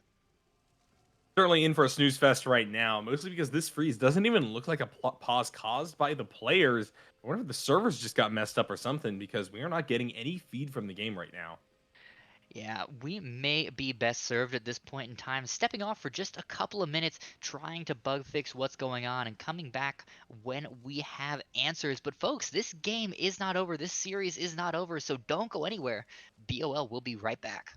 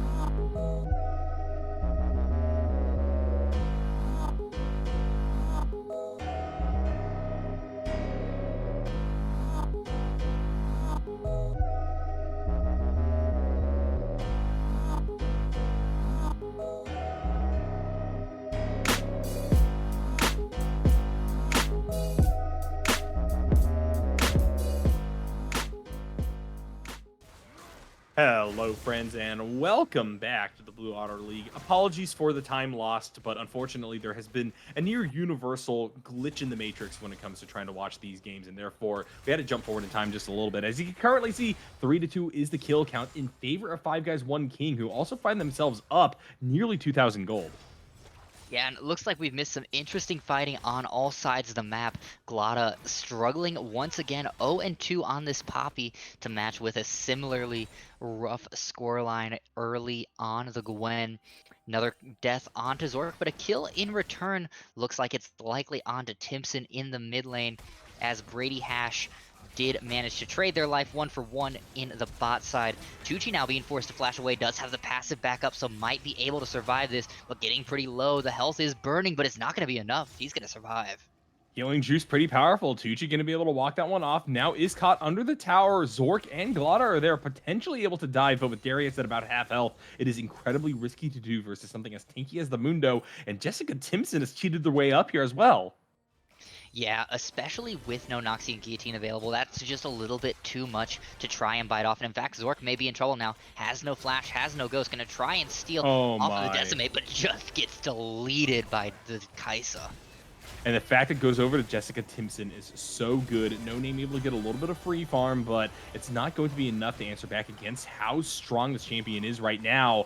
Brady Hash in the bot lane does have to walk off a pretty powerful encore from Loco Kids, but at the end of the day, no death means no gold for the Seraphine. KTL, I think, also going to be able to walk off the Zillion Grenade. Yeah, pumping out some huge damage right now with this Kog'Maw. It doesn't matter that he only has components and boots. He's just really pounding it out. Lima is here to try and protect because Glotta's in the area, but I don't know that either side wants this fight. All the health bars are too low for this. You say that, but Lima is going to activate that pillar, disrupting Glotta's ability to extract themselves from this fight. Will eventually get the run back, and it looks like things are going to calm down. Five Guys, One King going to use this tempo swing to move into this river, but Lima, now maybe alone, is going to be engaged upon by Glotta and Risky Platypus. Brady Hash able to get over the wall, is going to be here to defend against this. And now, with the Keeper's Verdict activated, Glotta's in trouble. They aren't able to get out from under this one. No Name is going to rotate down, but Kaisa is also following through. Lima able to flash and get out of the way of the Chaos Storm. Conduit Boilers find nothing. And more importantly, perfect timing on waiting out that chrono shift. A beautiful flash chomp there to make sure that Glotta fell for a third time. They win a whole bunch. And you might notice on the top side of the map, looks like the Rift Herald had a whole bunch of work done on that top side because Tucci was able to pick up first turret as a huge gold advantage now based off of that with the fully completed Heartsteel and a Bomby Cinder and fully completed Boots to boot. It just gets better and better for the Doctor up there. He's going to be a big, beefy boy, and it's going to be very difficult to get to this Kaisa or this Kog'Maw through him. And the gold lead has extended to 4,500 in favor of Five Guys, One King. This is the most one-sided we've seen in early game in this series so far. 15 minutes in, things looking very, very good for Blue Squad. The only gap in their resume right now is the fact that Conduit Boilers got that first dragon. Yeah, but I think that's okay. You know, you lose a little bit of the scaling speed there, but as long as you're able to pick this up, you'll be in good shape. You'll get 3 stacks of whatever Drake comes next. So depending on what you roll, that might even be a buff that you didn't get that first Infernal here. KTL going to come over and help claim that, but it doesn't even look like Conduit wants to try and contest. This is just far too dangerous to walk in for. What kind of rift are we going to get today? Well, it's a Cloud Rift. Not too Unfortunate. good, not too bad for either side. I think it is massively underrated. I think that actually KTL would be very happy grabbing it, but for the time being, we are far off a discussion of that soul anyways. It's now split on a 1-to-1 count. Five Guys, One King going to immediately set themselves up to also grab this Rift Herald that spawned. Loco Kids Risky Platypus going to continue the 2v2 in the bot lane. Not a whole lot in the wave rotation actually with Boilers in this one, which is pretty interesting to see. For the most part, they're kind of letting this Blue Squad get priority over this river. And while a lot of that comes down to the fact that they are in a pretty weak space right now, they're just allowing for 5G1K to continue to advance their game plan without much in the way of interruptions. Yeah, and this comes down, I think, a lot to Glada, who was able to get some good pressure early as No Name's just dead here. Jessica Oh Timpson no. running them down with a beautiful ultimate to dodge out of the way of the gravity field. That was everything that it needed to be from the Kaisa there. Returning to my point though, Glada's just struggled. They've gotten a little bit of pressure here and there. They've been able to put some hammers down just like that, getting the flash out of this Kaitha, but they haven't been able to really make solid impacts. They only have one assist so far. They're down 30 CS. Their objective control has just not been there. And with all of that loss in tempo compared to what Lima's been putting out, it makes it impossible to get control over these neutrals, to get control over the river, to get vision down so that you can even think about walking up for some of these. It's just a continuous conveyor belt of losing further and further. Conduit Boilers have ways back into this. They got scaling on their side, but right now they are definitely struggling. Brady Hash taking a lot of damage. Glada going to be here on the wraparound. Might be able to set up for the two-man dive, but Lima is here with the hero play to try to turn things in favor of Five Guys One King, and it's going to start by trying to take down this Poppy. Glacial Fisher fired off, going to get the knockup on a risky Platypus. Glada has the Zillion ultimate on top of them. They try to get on top of KTL, but it just doesn't matter, and Lima is disrupting the escape path of these other two Red Squad members, rushing all the way forward. They are set up by the Zillion for a little bit, but they've been keeping Risky Platypus relatively locked up. Finally, the tier 1 tower will be breached, and Five Guys One King will have to back off. Yeah, but again, it's just a little bit of an overextension from Glada. Thought they had the chance for the kill, instead just completely eviscerated off the face of the map because Lima was able to read it. They matched the play again and again. This is what we're seeing. Just good reads from the 5G1K jungler to outplay time and time again. Uh-oh. Now though, Timson in a little bit of trouble, doesn't have the ultimate. Actually did have it, but chose not to use it. And that's a 600 gold shutdown going into the pockets of No Name here. Questionable play for sure. Once again, Jessica Timpson gets that early lead, gets a little bit ahead of themselves. We're going to have to see whether or not they're going to be able to right that course. For the time being, they got the buffer zone to play with, so this is not a game-losing fight by any stretch of the imagination, but No Name is one of those players and on one of those champions that you really don't want to give those free kills over to. No, absolutely not. A Fed Victor is one of the most terrifying things on this earth. We do see Tucci floating over, trying to find an angle in, but won't manage it. Just the push and roam from this Mundo, leaving a little bit of concern in the hearts of No Name and the rest of Boilers here. Despite being down about 10 CS, has done a great job of managing and controlling Zork here, not letting the Darius get out to any major leads. Tier 1 falling in the bot side means that Conduit Boilers might actually be able to rotate this bot map first, which is pretty surprising to see given the fact that this Kog'Maw and Braum has been doing a surprisingly decent job pushing, and they've been covered well by Lima, but they've already gotten themselves up to this mid lane now. Poppy going to show on the map, and this could just be the setup for a fight in about a minute for this Dragon. Yeah, almost certainly here. Kaisa in a great spot. Will have the Ghost available for that fight. As long as you don't get blown up by No Name once again, should be able to contribute quite a lot. And will, in fact, take out this turret, but it might be at the cost of their own life. Forced to use that Void Dive early, but here comes Lima trying to save the day. A lot of burn down. Kaisa is going to fall. Mid lane, we got some chaos as well. Risky Platypus gonna have to ult themselves, and that means that Glada has no savior in this one. Finally, Zillion flashes to safety, and this is going to be a double charm onto Brady Hash and Tucci, but these two tanky members of Five Guys One King will easily be able to walk this off, and now Loco Kids has to flash just to get out from the Rusty Cleaver. Yeah, that was very close to being a dead Seraphine. It might just be a dead No Name here as Lima's found them in transition on the side. Won't quite be able to pick off the Victor, but with these health bars low and blinking, that should be a free Cloud Drake to take here. Unfortunately for them, Zork is now winning the push war, has gotten deep into that tier 2 and taken it down to about half health, which is not what 5G1K wants in this position. They want to be able to continue pulling the map apart. They don't want Zork to be able to apply pressure elsewhere. I'll be honest, though, 5G1K have been value negative in the last few plays versus Conduit Boilers. Another kill for No Name against Jessica Timpson certainly is not worth it to just kill Glada one more time, especially with it only being funneled over to Tucci. We really have not seen this Kog'Maw access a ton of value. They're behind on a little bit of CS versus Loco Kids, and therefore the clear carry on Blue Squad side has yet to emerge. Yeah, right now the eggs are once again in Jessica Timpson's bucket. We saw that work in game one. Yeah, despite the kind of missteps through the mid game, they were able to turn around. They were able to pivot onto KTL, but KTL now is just going to die to No Name here. Completely baffling macro decision to have the Kog'Maw up against this Fed Victor, and that's just more gold in pocket for the Mage. Unless Jessica can find him here, this is not what you want.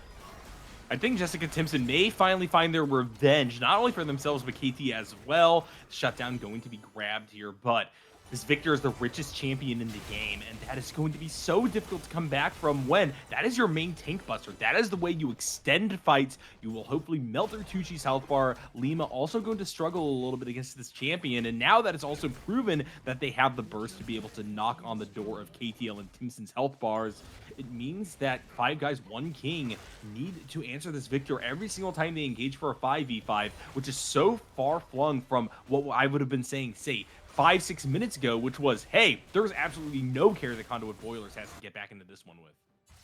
Yeah, but this does feel like what we saw in game one as well, where 5G1K had a great lead. They were in charge of the map, and then they let it slip away a little bit. They had to fight back and re-drag themselves into center stage before they were able to win that game. So perhaps this is just how they play as a team, how they ebb and flow, where they just have a weaker mid game and need to get to that late game point where their backs are against the wall before they can really shine once again. Well, few more fights are going to be coming their way very soon. Any more engagements are going to be all that much more painful if they are lost by 5G1K, because that could be giving up a Baron angle for Conduit Boilers. And if that happens, this game is not only even back up, but I do think that Red Squad is ultimately going to come out on top. They have a really good shot at being able to knock down a ton of towers, and from there, with Zork also getting a bit of gold into their pockets, there's a real split push threat on the map. Yeah, might be a fight breaking out here as the blue buff was stolen, but Risky Platypus knocked up by the Glacial Fissure. They're going in hard for him. That being said, Zilean has the ultimate. It will be popped, but still, this is buying so much time for Conduit Boilers to just completely sandwich Blue Squad, and that is a 2-man encore to start things off in earnest for the Boilers. Now, with Lima teleporting deep into this one and finding absolutely no hold in this, it looks like this is actually Conduit Boilers moving on to the Baron Nashor as we were talking about, and this is a disaster for Blue Team. Yeah, they get a turret on the bot side in exchange, but to lose Baron here, Glada in the area, so there's no real way for KTL to steal short of a miracle. I mean, everything now coming up Conduit. And again, we did see this in game one. Conduit had a great push through the 20 to 27 minute mark where they were getting major victories all across the map. But I don't think we saw 5G1K fold this hard and this early like this. And all of that struggle to try to find yourselves a gold lead has basically been for nothing. 5 guys, 1 king, almost sitting at even. I imagine that off of these next few pushes, it will in fact be fully even. And now you're back to the drawing board of just praying that this Kaisa will hold on in terms of scaling relative to the Seraphine and Victor. And now it's all about KTL getting online.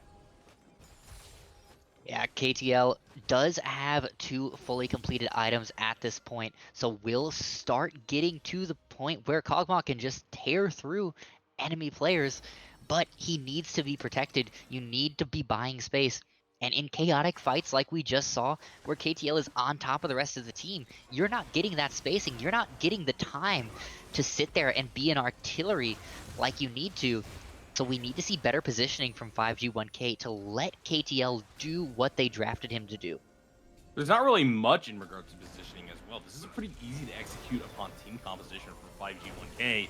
You walk forward with the Mundo, you walk forward with the Trundle, you don't engage without them, and you hope that KTL will be able to provide their artillery fire, focus down these squishy members, particularly No Name, and there is something to be done, but right now, they are just continuing to venture deep into enemy territory. Lima's now caught out inside of the pit, and it's just another baffling engage. Brady Hash gonna have to use that Glacial Fissure early. Zork gonna be able to venture themselves forward, buying so much space for their team, and they still manage to walk it out. Zilean ultimate gonna be popped. The fight's further delayed, and now 5G1K have to try to work their way through this choke point if they want to continue this, and I don't know why you would. Trundle, no! Get the hell out of there, buddy! Bafflingly, KTL walked forward there as well, took a Zilean bomb to the face, and now is down under 300 health. If KTL had just stood back and let a tank engage there, they could have maybe continued that fight, but the fact that the ADC, the one who needs to be your damage threat, walked up means that now they're forced to back off. They're forced to seed this Drake. They're forced to give up so much space and pressure despite only losing Brady Hash. It's, again, these minor mistakes that we've been hammering over and over and over that they're just not quite clicking on. Also, we're seeing this ping right here. Trundle going to try to jab Jessica Timpson just a little bit. Not really sure if that's the right call. I mean, frankly, the Kaisa did the right thing by not deciding to go deep into that choke point. They would have been CC, they would have been melted in an instant. Conduit Boilers just had the health advantage. So really hope that's not a bunch of Discord on their side in their Discord. Yeah, unfortunately not able to listen in to the conversations of these players, the interactions between them. So we don't know quite what the intent behind those pings is. Might be something as innocent as we can't fight when the Kaisa isn't there, because that fight was started with Kaisa still at the mid-tier 2. You can't take that fight without both of your ADCs. But you just have to hope that 5G1K is continuing to stay sane and even keel here, because despite all of the pressure that they've lost, despite the fact that they have really been on the back foot over the past 6-7 minutes, they're still up 2,000 gold.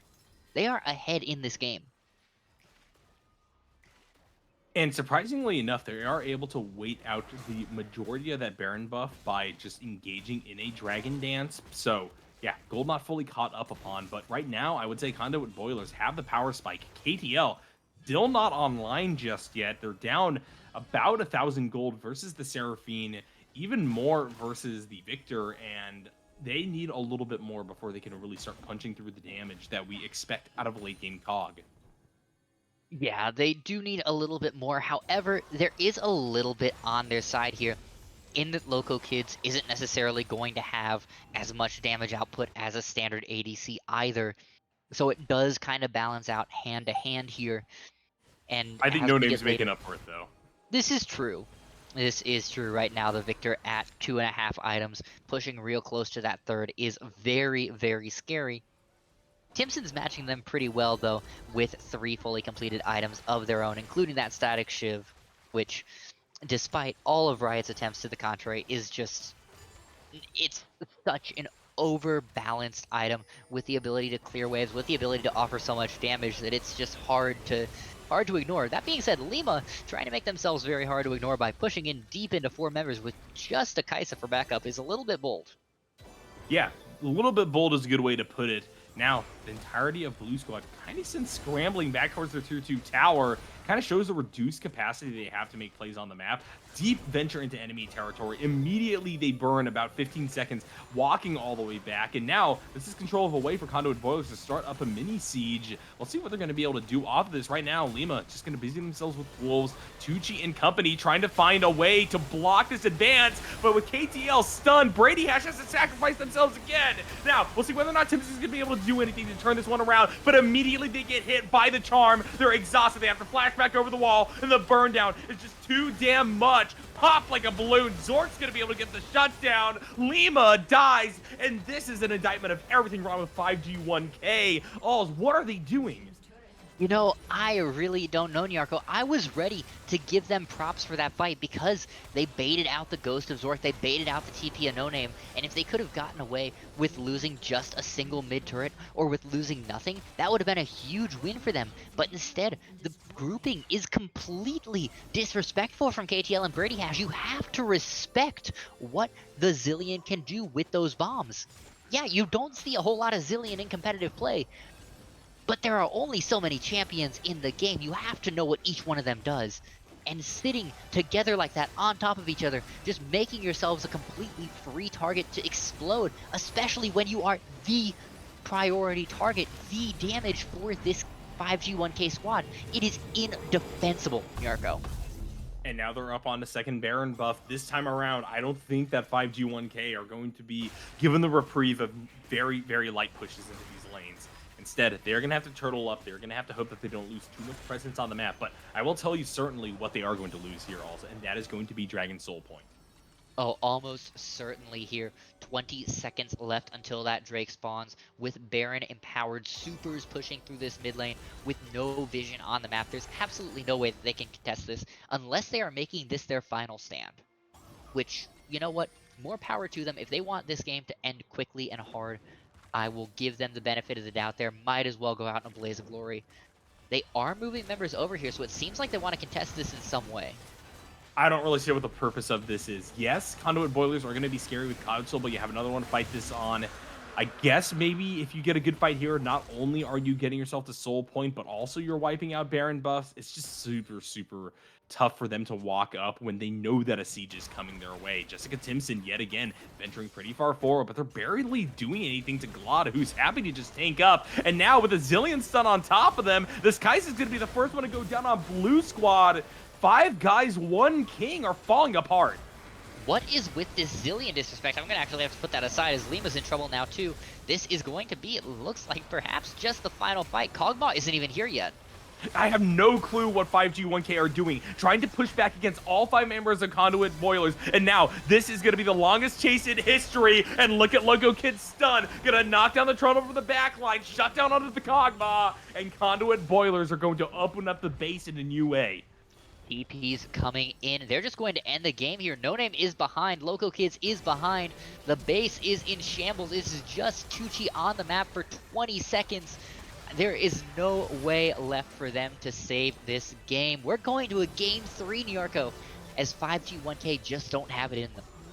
What a throw. 5 guys, 1 king. Absolutely destroy their chances of winning over the course of multiple bad plays. I was going to give you a quick count on them, but honestly, there's too many to remember at this point. I would say that that's probably like a good 5-6 ints in a row with very little positive in between them. They were looking rough moving into this third one. Yeah, admittedly, it's a little bit harder for us as observers, having missed the early game, having missed how they had gotten into that advantageous state. But still, look at that gold graph. They had everything. They were 5,000 gold up. They had the momentum. They had the advantages. And just throw after throw after throw. You can count the dips, Nyarko, 4 times in a row. 19 minutes, 24 minutes, 30 minutes, 32 minutes. Every single time. They just go in. They take a bad fight. They don't respect the damages or the stuns or the spacing or the macro, and they get burned again and again and again. We saw it in game 1 happen to Conduit. We're seeing it again here, and I will eat my hat on stream if it isn't what burns whoever loses in game 3. All right, well, we're going to throw it over to a quick break, alls. We're going to recover from that, and hopefully 5G1K will do the same, because they got to go back to the drawing board. They got to think really long and hard about what they are going to do to try to bring this series back, because that was their game to win. They blew it, and then they blew even what could have been an easy, even contest if they could just get that Kog'Maw online. Never really happened, though, unfortunately. Conduit Boilers trying to rally back. We'll see you guys soon.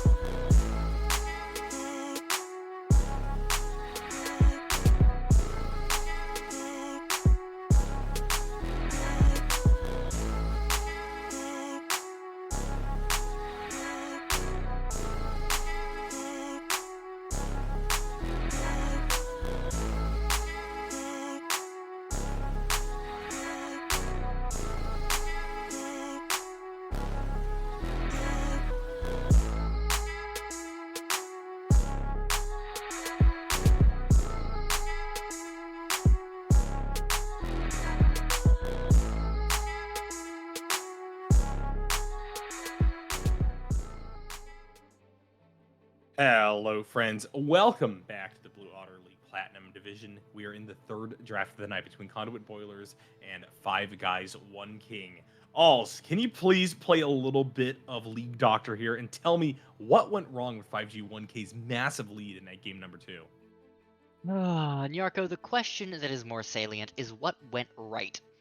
And the answer is absolutely nothing. There was poor positioning that was very well punished by Conduit, especially by the Zillion there. Bombs time and again finding major marks, whether it was KTL on the Kog'Maw, whether it was Jessica on the Kaisa. They just weren't putting their carries in the proper position. Then it came down to the map positioning. They weren't macroing properly. They had overextensions. They had bad lane assignments. They weren't respecting the numbers or the superiority of Conduit. And finally, it just came down to an issue of scaling. The Victor was so powerful, was picking up so many kills off of the picks and the mispositions that he just became a bowling ball. He was unable to be stopped by this Five Guys, One King squad. And at that point, there is nothing that they could do. They were too deep to salvage. All right, well, salvage is certainly the name of the game for this game number three. They need to adjust their draft strategy because last time trying to protect the puppy, play that Kog'Maw did not really work, especially when Jessica Timpson and company just too eager to go too far forward from there. The wall between KTL and the rest of Conduit Boilers crumbled, and therefore Conduit Boilers were able to just make quick work of that enemy team. Rel going to be the first pick on the Boiler side going on that B1. Kaisa going to be the immediate answer back, and we did see this flexed into the mid lane in that last game. Yeah, and we've seen the Rel flexed both into the jungle and into support fairly freely recently, so this doesn't tip a lot of the hand of Conduit here, but into something like the Kaisa that's going to be wanting to dive in and be on top, having that instant lockdown, the ability to handle her the moment she gets in, makes it very dangerous for this Kaisa to be used, which is why it's going to be likely in the hands of KTL with that Nautilus, a little bit safer, a little bit more passive, letting Jessica play aggro on something that is a bit less easy to punish. The Nautilus liking that quite a bit, but Conduit Boilers now have the ball back in their court. This Rel can be flexed, can decide to go put that in the jungle and have a better counter to the Nautilus, but so far we're just getting the 80 carry, so they're playing their cards close to their chest. Zaya, certainly a good selection into something with that amount of CC. Oh yeah, she's very powerful, having the Feather Storm to be able to get out of dodge, and more importantly, laying down traps for the enemy team. Kaisa, Nautilus, these are champions that want to be coming towards you. These are not champions that want to be kiting away. That means for a champion like Zaya that likes to lay mines and trap you into them, it's absolutely a perfect storm, especially if you have a Maokai to help lock down. This is a massive CC chain already, and we still have two champions left for Conduit to pick. All right. Yeah, with the Maokai onto the table, Conduit Boilers are able to draft whatever kind of damage and whatever profile they so desire for the second round. The Rel, the Maokai certainly can be enough of a front line. 5G1K, interestingly enough, are actually going to get the victor for themselves, so that's a handoff of the Kaisa to KTL. Yeah, again, I think we kind of saw this coming with the Nautilus. It pairs so well together, stacking the passive plasma stacks, that it just makes sense for the two of them to be together. Victor is a little bit interesting to me because it plays so differently from what Jessica has been playing so far. It's not that dive, it's not the engage and the aggro. It's a champion that needs to sit on the back lines and just poke out and just be a damage dealer. I'm going to be very interested to see whether they can turn the mentality entirely and be able to bring this champion to the best of its capabilities, or whether they're going to make the same positioning mistakes that we were seeing both with the Silas and with the Kaisa in games 1 and 2. Syndra going to be one of the three bans that 5G1K are stuck with for a third game in a row. Liking this call, I think that Syndra would be a really good setup player for Conduit Boilers to capitalize off of the Maokai, put things in place for Zai to get really damaging Feather Storm down as well, and of course the respect ban of that Aatrox is going to land for a third game running. Yeah, I mean, they're not picking it early, so Conduit clearly not putting much priority on it, but as you mentioned in game 1, just the mere threat of the Aatrox, the power that it has in the current meta is so strong that it's impossible to ignore. And if they're not going to pick it immediately, you might as well make it that they can't pick it at all. King's now going to be hovering this Hecarim, swapping over to a Kayn even. These are not champions that you see in the rotation a whole lot, and that reaction says it all, Nyarko. You are not a fan of this pick. Kane's such a dog champion, man. He's either the most annoying piece of garbage in the game, yet still doesn't see competitive play, or he's just bad and very, very frustrating to have your own team. And I'll let you harbor a guess as to where I'm at on the champion right now. Lima is definitely looking for a new way to play that jungle role, as in the past they've mostly been working as a facilitator. This could be a smart angle for them if they feel that they have to take a little bit more of that carry burden, but now you're basically confirming that Tucci is going to be going to another tank in the top side of the map. That allows for a very safe and powerful Cassante pick that's able to straddle that line as more of a damage dealer than what 5G1K is going to have up there, but also very, very tanky and a good front line of their own right. And look at this. No Name going to be grabbing themselves that Aurelion Soul. Yeah, once again, it seems like we're going to be strapping in for the long haul here with the Asol, with the Xayah, the Kaisa, the Victor. These are champions that want to wait 3-4 items and then start scaling up. Going to be rounded out with the Olaf here, which did have some pretty good looks in game 1. But, Nyarko, I feel like the Kings have just swung and missed here with this Kayn. I would have liked the Hecarim more, have that disruption, have a little bit more agency in fights. Whereas Kayn, you're either going to assassinate one and die, or you're going to be a bruiser who survives forever, but does nothing but disrupt. Yep, we're entering into the client draft pretty shortly. Interested to see how Five Guys One King eventually build out their loadout. There is some flex potential. I'm going to say it again. Kane top, kind of viable. Could have that Olaf in the Uh, jungle role. yeah, Uh, technically. it might be cute versus the Cassante at the very least. Okay, hear me out, hear me out. Olaf support, Nautilus top. You still leave the Kayn in the jungle, but you have a little bit more pressure in those early fights that Kayn wants to pick to get orbs. Be interesting one for sure. Uh, yeah.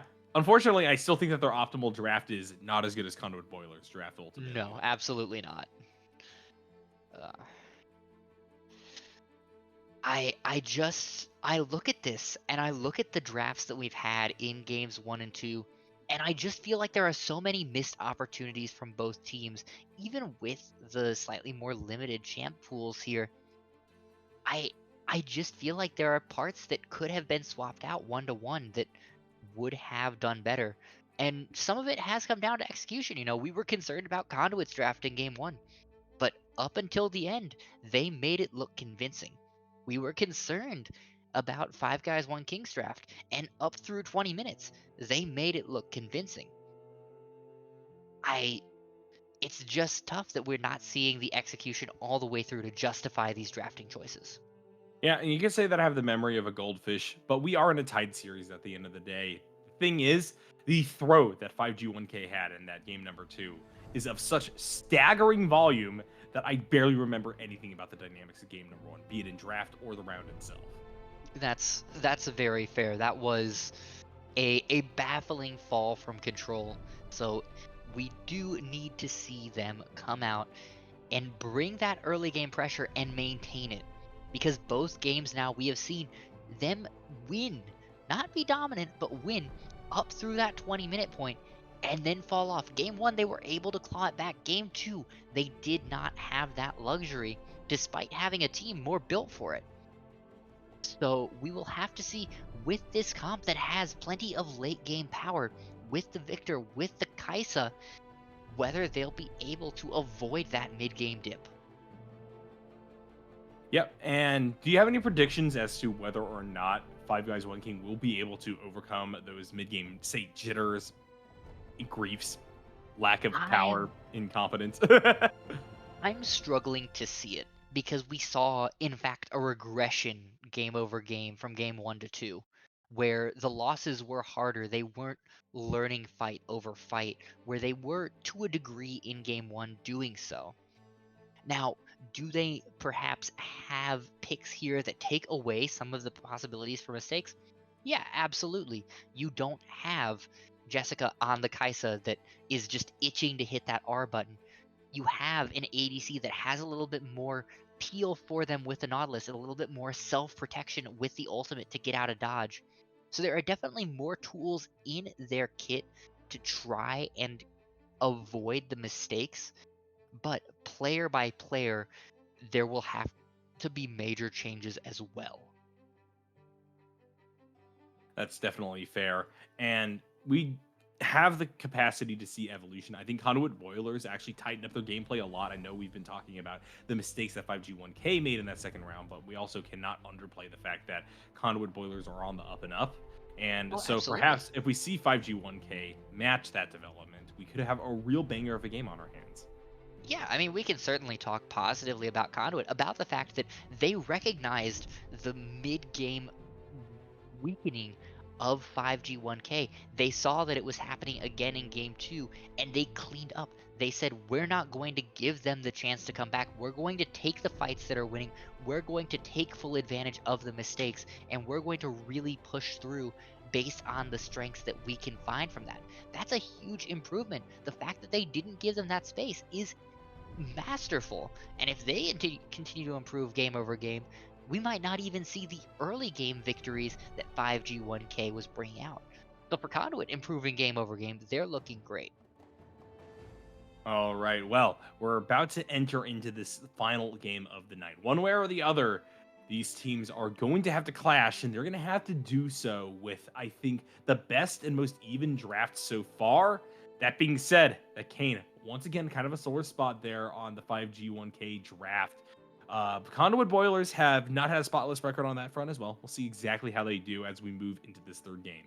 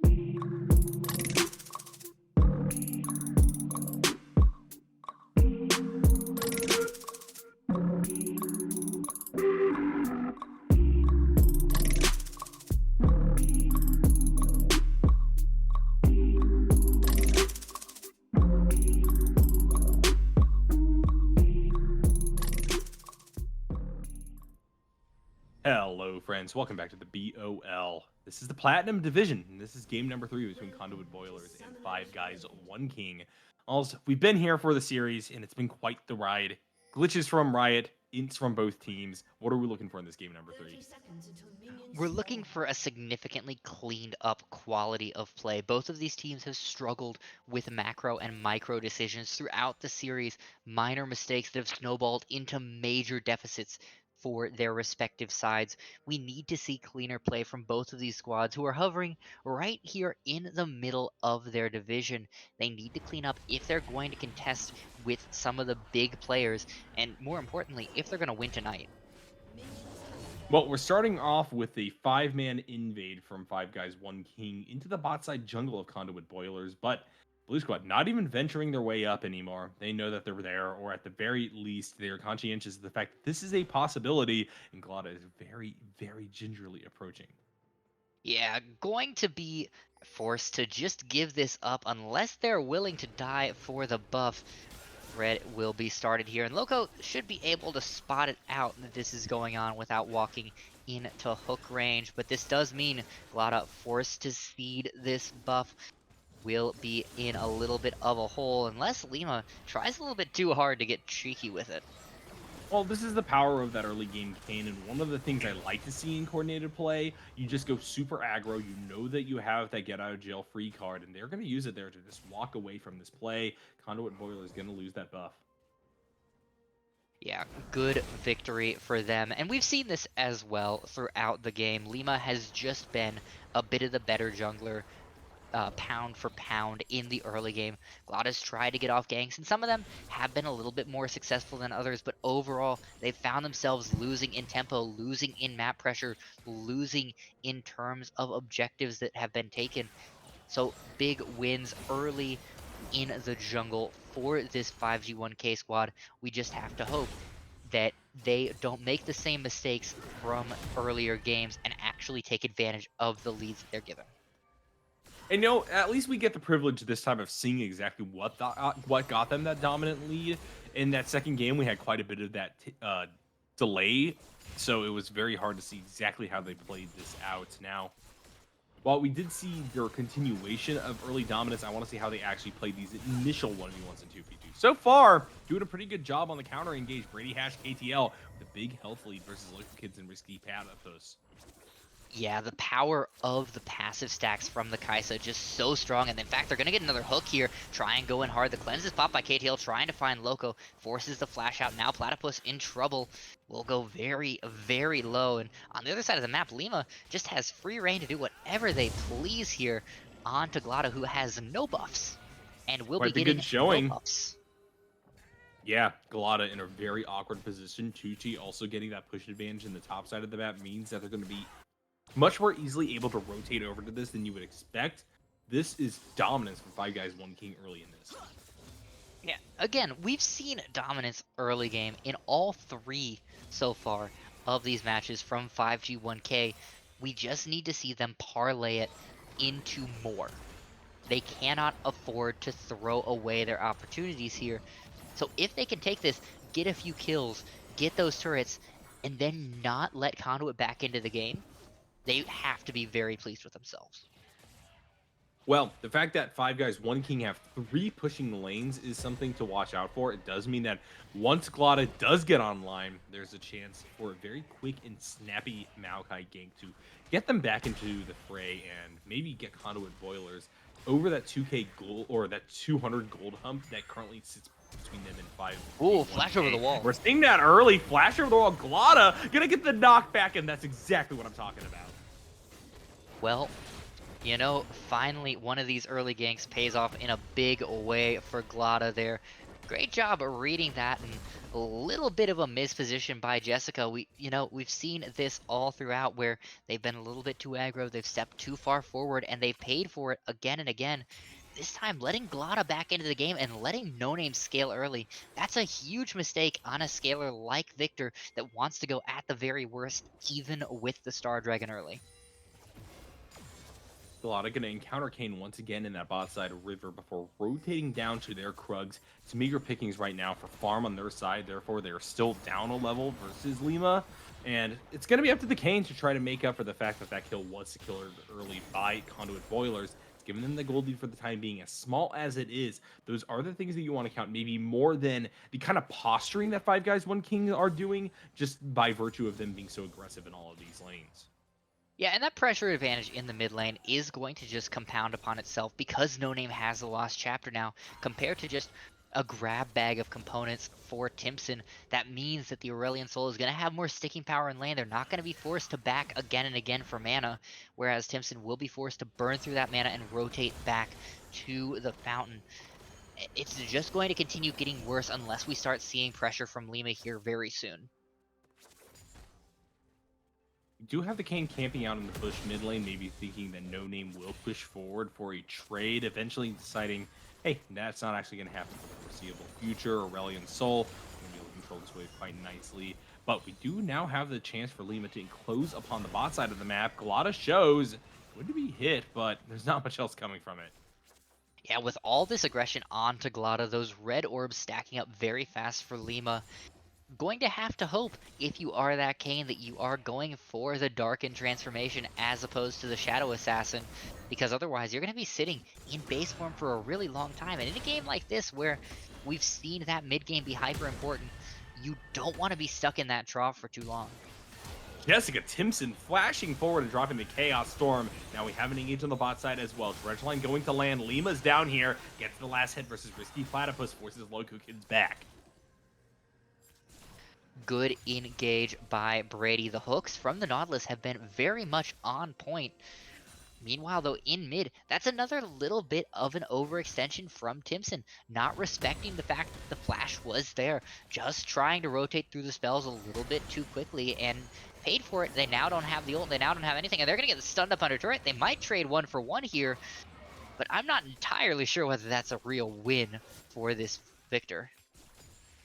Definitely better than nothing. And while this Victor needed a little bit of income, you are just spiking this Aurelion Soul further into their build. So we're going to have to wait for a real team fight to see who out of these two mages in the mid lane are going to get the multi-kill. That's going to be the deciding factor. But right now, things are looking even across the map in regards to gold in the bigger picture of things. And that's First Dragon also going over to 5G1K. Yeah, despite the continued objective losses that are being taken in the jungle, this is a much better early game for Conduit. We haven't seen this kind of game yet where they've been even moving towards the second half of laning phase. So far in these games, it's been 5G1K ahead, finding advantages, finding CS leads, finding plays. So far in this match, despite the pressure that they've had, they haven't been able to do so. So this is a win for Conduit, and if they can continue this change in the wins of the game, they should be in good shape moving forward. That being said, I would like to see them give up no more kills. Five Guys, One King want to skirmish early, basically everywhere on the map, except for in this mid lane. And Jessica Timpson's actually doing a good job, still bearing their fangs, putting a bit of pressure onto No Name, barring that first step forward where they gave a kill over to the Star Dragon. Lima, though, going to be camping. They're going to look for something here. Uses that flash to get out of the wall. Can't quite get the knockup, but with the ultimate, that's enough damage to finish this guy off. And now, Conduit Boilers are starting to lose control of the presence they had there. Yeah, that's a little bit unfortunate from No Name, not respecting the fact that Enthys had enough damage in the tank, and not respecting the damage coming out of Timson as well. Yeah, you got 3 full channels of the Breath of Light onto him, but you took so much in return from the Victor in the first half of that trade that you became vulnerable. It's again, it's a game of small misplays and mechanical mistakes that are just burning these players far more than they're respecting them for. Risky Platypus, Loco Kids in the bot lane, finally going to start going aggressive, forcing the cleanse out of KTL. Magastorm going to lock them both back up. Brady Hash going to immediately use their hook onto Loco Kids to ensure that the Zai can't do too much damage to Kaisa. And at the end of it all, because the rel is so low, you can say that might actually be favored for Red Squad. Yeah, however, on this top side, they're trying very hard to find Zork, but the all-out just too good. Buys enough space for Zork to stay alive. Now on the bot side, a re-engage. Jessica Timpson is here. The Featherstorm is forced out, and it looks like everybody's going to walk out okay with those health bars blinking red. Incredibly close. Five guys, one king could access so many kills there with just a few more autos. Conduit Boilers have to be very happy that between that and the top lane, they have escaped hemorrhaging a ton of gold over to the team that seems to really be showing their stuff in this one.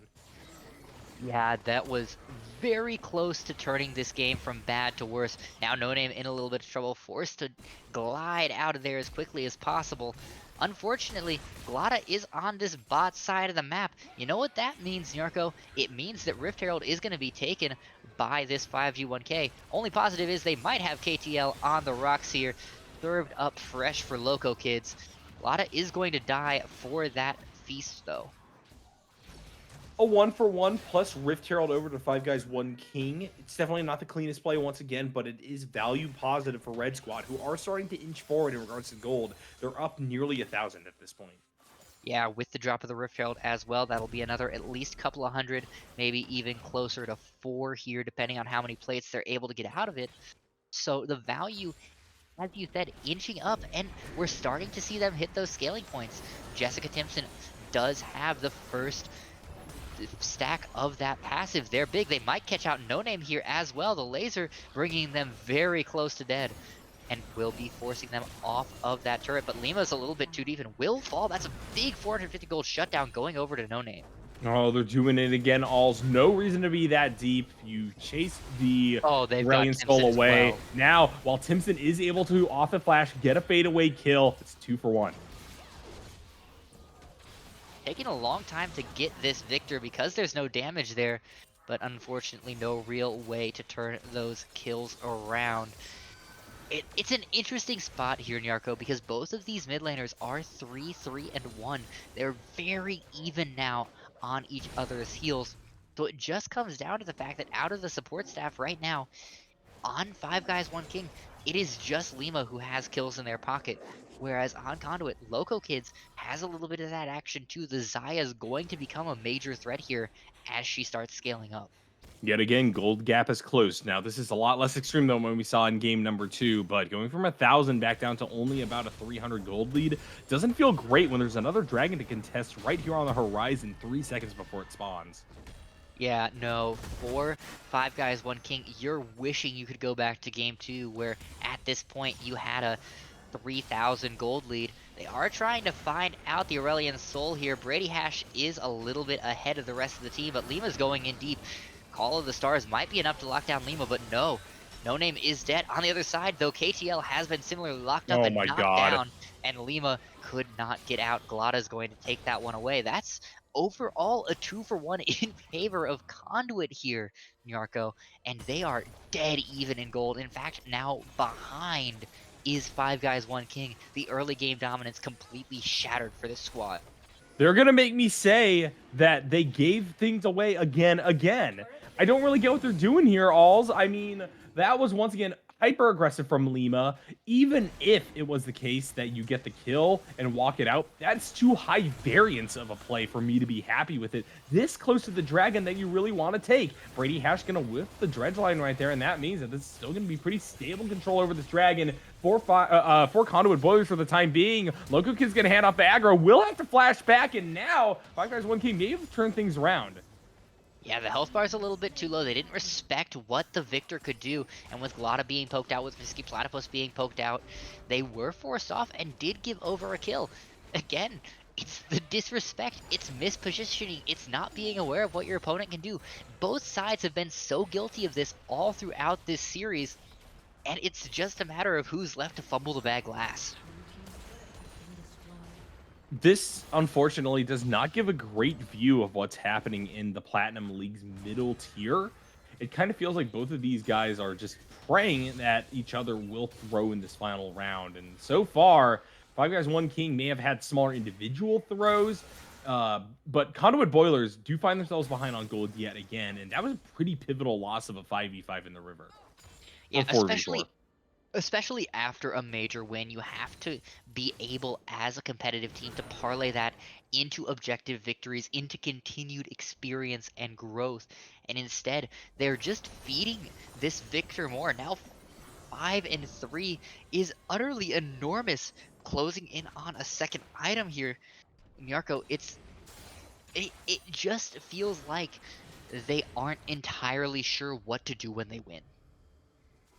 Well, that has been a running theme throughout this, and unfortunately, we have not seen the rapid scale up of them that we were hoping for throughout this series. Just yet, things can turn around though.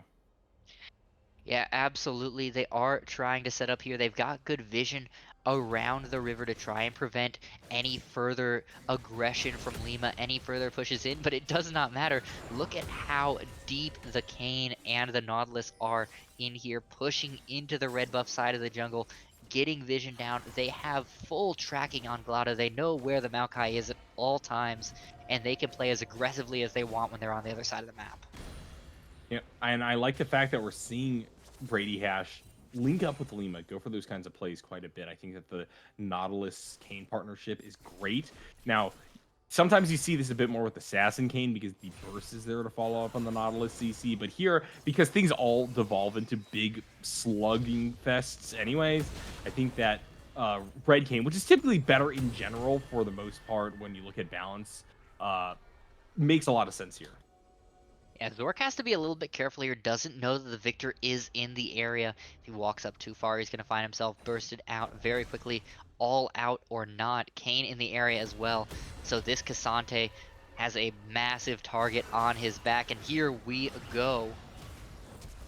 Zark's just going to be able to belligerently Pathmaker through that play, though. So many things used by Five Guys, One King for nothing. The Cassante only takes about half their health and damage, which is going to be there to absorb the wave. Yeah, this does leave plenty of space for this 5G1K squad to look for this second Rift Herald. They're going to lose a turret on the other side of the map, but if they can break an inner brick with this Herald, that's an absolute win for them in the pressure differential. You got to give it to Conduit, though. They're keeping this game closer than any so far up to this point. We are starting to reach, though, Nyarko, that 20-25 minutes, which is really when we start to see 5G1K fall apart. This is where they have to hold steady if they're going to prove that they deserve this series win. So far, they have great preparation on the map. But the thing is, as you're kind of alluding to, we've sung the praises so many times at this point in games, and things are always a lot closer than they would appear. In fact, it's actually probably wrong to say that last game was close. It was kind of a slaughter. Conduit Boilers just took a long time to get going, and they wanted to give themselves a handicap. Yeah, 5,000 gold handicap is a pretty big one to give, especially when and you win at the point where you win the game, you haven't even reached 5,000 gold in advantage on your own side. So, Conduit, they've shown they can play from behind. They just gotta play from even. They're only down about 1,400 right now, which might as well be nothing. Brady Hash may be in a little bit of trouble here. Does get out with the long dredge line. But again, it's the disrespect. It's the not quite playing safe that has burned 5G1K in the past. And Conduit starting to learn, starting to figure out how to take advantage of it. All I can think of now from the long dredge line is the long man Japanese ads. Have you ever seen those? Gosh, that's been a while since that's entered my consciousness. Yeah, I'm imagining those were a long, trip. long line. Good grief, Nyarko. Well, we are a short way from the next fight here. Rift Herald dropped in the bot side, and Drake being postured around for this 5G1K squad. Looks like they're just going to get it for free, in fact, as Blue is instead going to break this mid-outer. I don't know how I feel about that trade, Nyarko, especially when it puts this squad on Soul Point. Oh, this is a critical error here from Conduit Oilers, and I'm sorry for not getting more hyped. I'm just exhausted. What in the world are they doing? Cassante almost died bot solo to Jessica Timpson. That's going to be another charge out of the Rift Herald, and the map is so open for Five Guys One King to continue their dominance without presence in that bot side. What are they going to do now on Conduit Boilers side to try to ensure that they're able to delay the soul? It's really hard to find an answer because their vision is completely screwed at this point. They have no vision deep. They have no pressure on the map with the bot lane pushed all the way into the inhibitor with no outer turrets anywhere on the map. They still haven't broken that mid brick. They didn't even get what they sacrificed the soul point Drake to achieve, Nyarko. just complete disastrophe for this squad. And you have to just start thinking that, yeah, you're relying on 5G1K to stop playing the game properly in the mid game because they're not setting themselves up for success by any stretch. But it's the classic thing about why early game champions and that early game playstyle philosophy that we're seeing out of the LPL is kind of the meta right now in a broader sense on the world stage. Conduit Boilers needs to put pressure on Five Guys One King so that there is a chance for Red Squad to make mistakes. Playing this passively allows for them to play the ideal game, and so far they're setting up magnificently for a Soul. They have about a 2,000 gold lead that they can use to try to get a favored team fight. Baron Nashor is now on the table, and barring a big misstep, which can still happen, but is much less likely to happen if Conduit Boilers are not bearing their fangs and trying to fight, this could just be a slow march into the dark. Yeah, it really does feel that way. The hope on the mistakes though, there is a window. You know, we did see poor TP play from Jessica Timpson, who is the one splitting right now down on the bot side, matching No Name. If they TP into a poor play, into a pick that's already been completed, and throw away that 600 gold shutdown that they have on their head, and they are not on the map as the strongest member of this 5G1K squad, that could be the window for Conduit. If they can pick off Lima in transition, find a way to get the jungler off the map long enough for them to sneak a Baron, that could be the opportunity. They just have to give themselves the windows. Five Guys One King doing their due diligence, prepping vision on the top side of the map, ensuring that this time around Conduit Boilers are not going to get a Baron Nashor for free, but starting it up now seems a little bit risky. Yes, No Name is showing bot, but they have teleport available. Zork also going to be able to go for a play here. And yeah, as you're saying, there is vision, there is knowledge. Conduit Boilers know that they're on this, and we're starting to see the army assemble. Good approach here off of the Nature's Grasp. The Baron's going low. It's going to be a 50-50. Here comes the Asteroid, and here comes the steal. Glada gets it, and Conduit Boilers yet again bring it back in the mid game. Jessica Timpson will get a kill, but the gold, the buff, they are both gone, and Five Guys One King will have to back in agony. Absolutely beautiful job there. The stars descend from No Name to knock up Lima, to make it impossible for him to smite. Did everything that needed to be done. Okay, They're kind of throwing it away now as No Name launches a buff into the stratosphere. They now only have 2 left. It's just Zork and Loco Kids, but at least they fed the shutdown. 650 gold from Timpson into this Saya. That's better than nothing. That's something in their pockets. But Nyarko, the moment we praise them, the moment they do something good, it's another misstep. It's a little bit of an overextension from No Name. It's the disrespect, not understanding the damage coming out of this Victor. And if they keep doing that, they're going to make it harder for them to take advantage of the beautiful steal that they orchestrated. Five Guys One King, they still got a shot.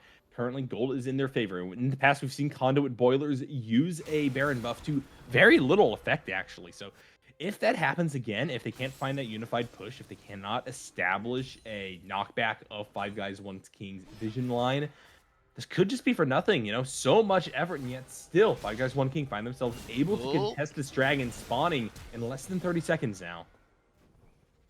Going to be a whole lot harder to contest now that Glada is forced to burn that flash. Interesting choice there to try and twist an advance, knowing that the blast cone would be triggered. A little bit of a misplay by this jungler who's felt like they've struggled at every turn. The Nature's Grasp, though, is available and could be a huge turn in this team fight, especially if it can be layered properly with No Name's ultimate. They are on the flank. They just have to be careful of Tucci here.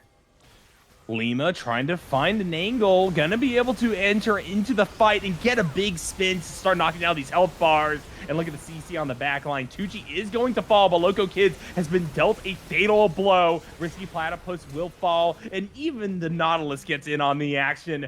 Five Guys One King immediately turn it back, and with one final shot, Lima is going to secure the ace and the Dragon Soul.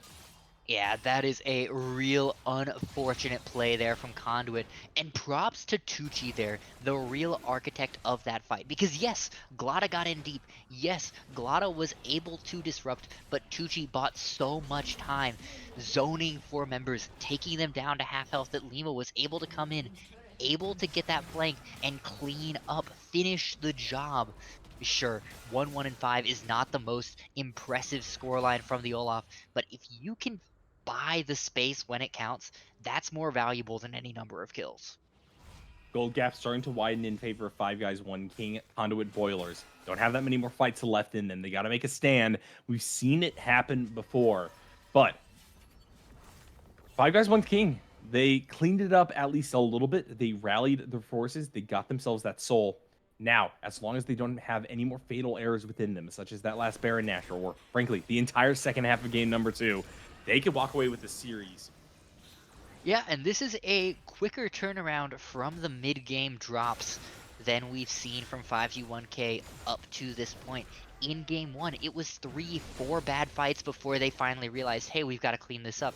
In game 2, they never turned it around. Here, it was one bad fight, and they were back onto the horse. So it definitely feels like 5G1K has finally learned some of the lessons that they needed to take from these earlier series. They just have to finish the job now.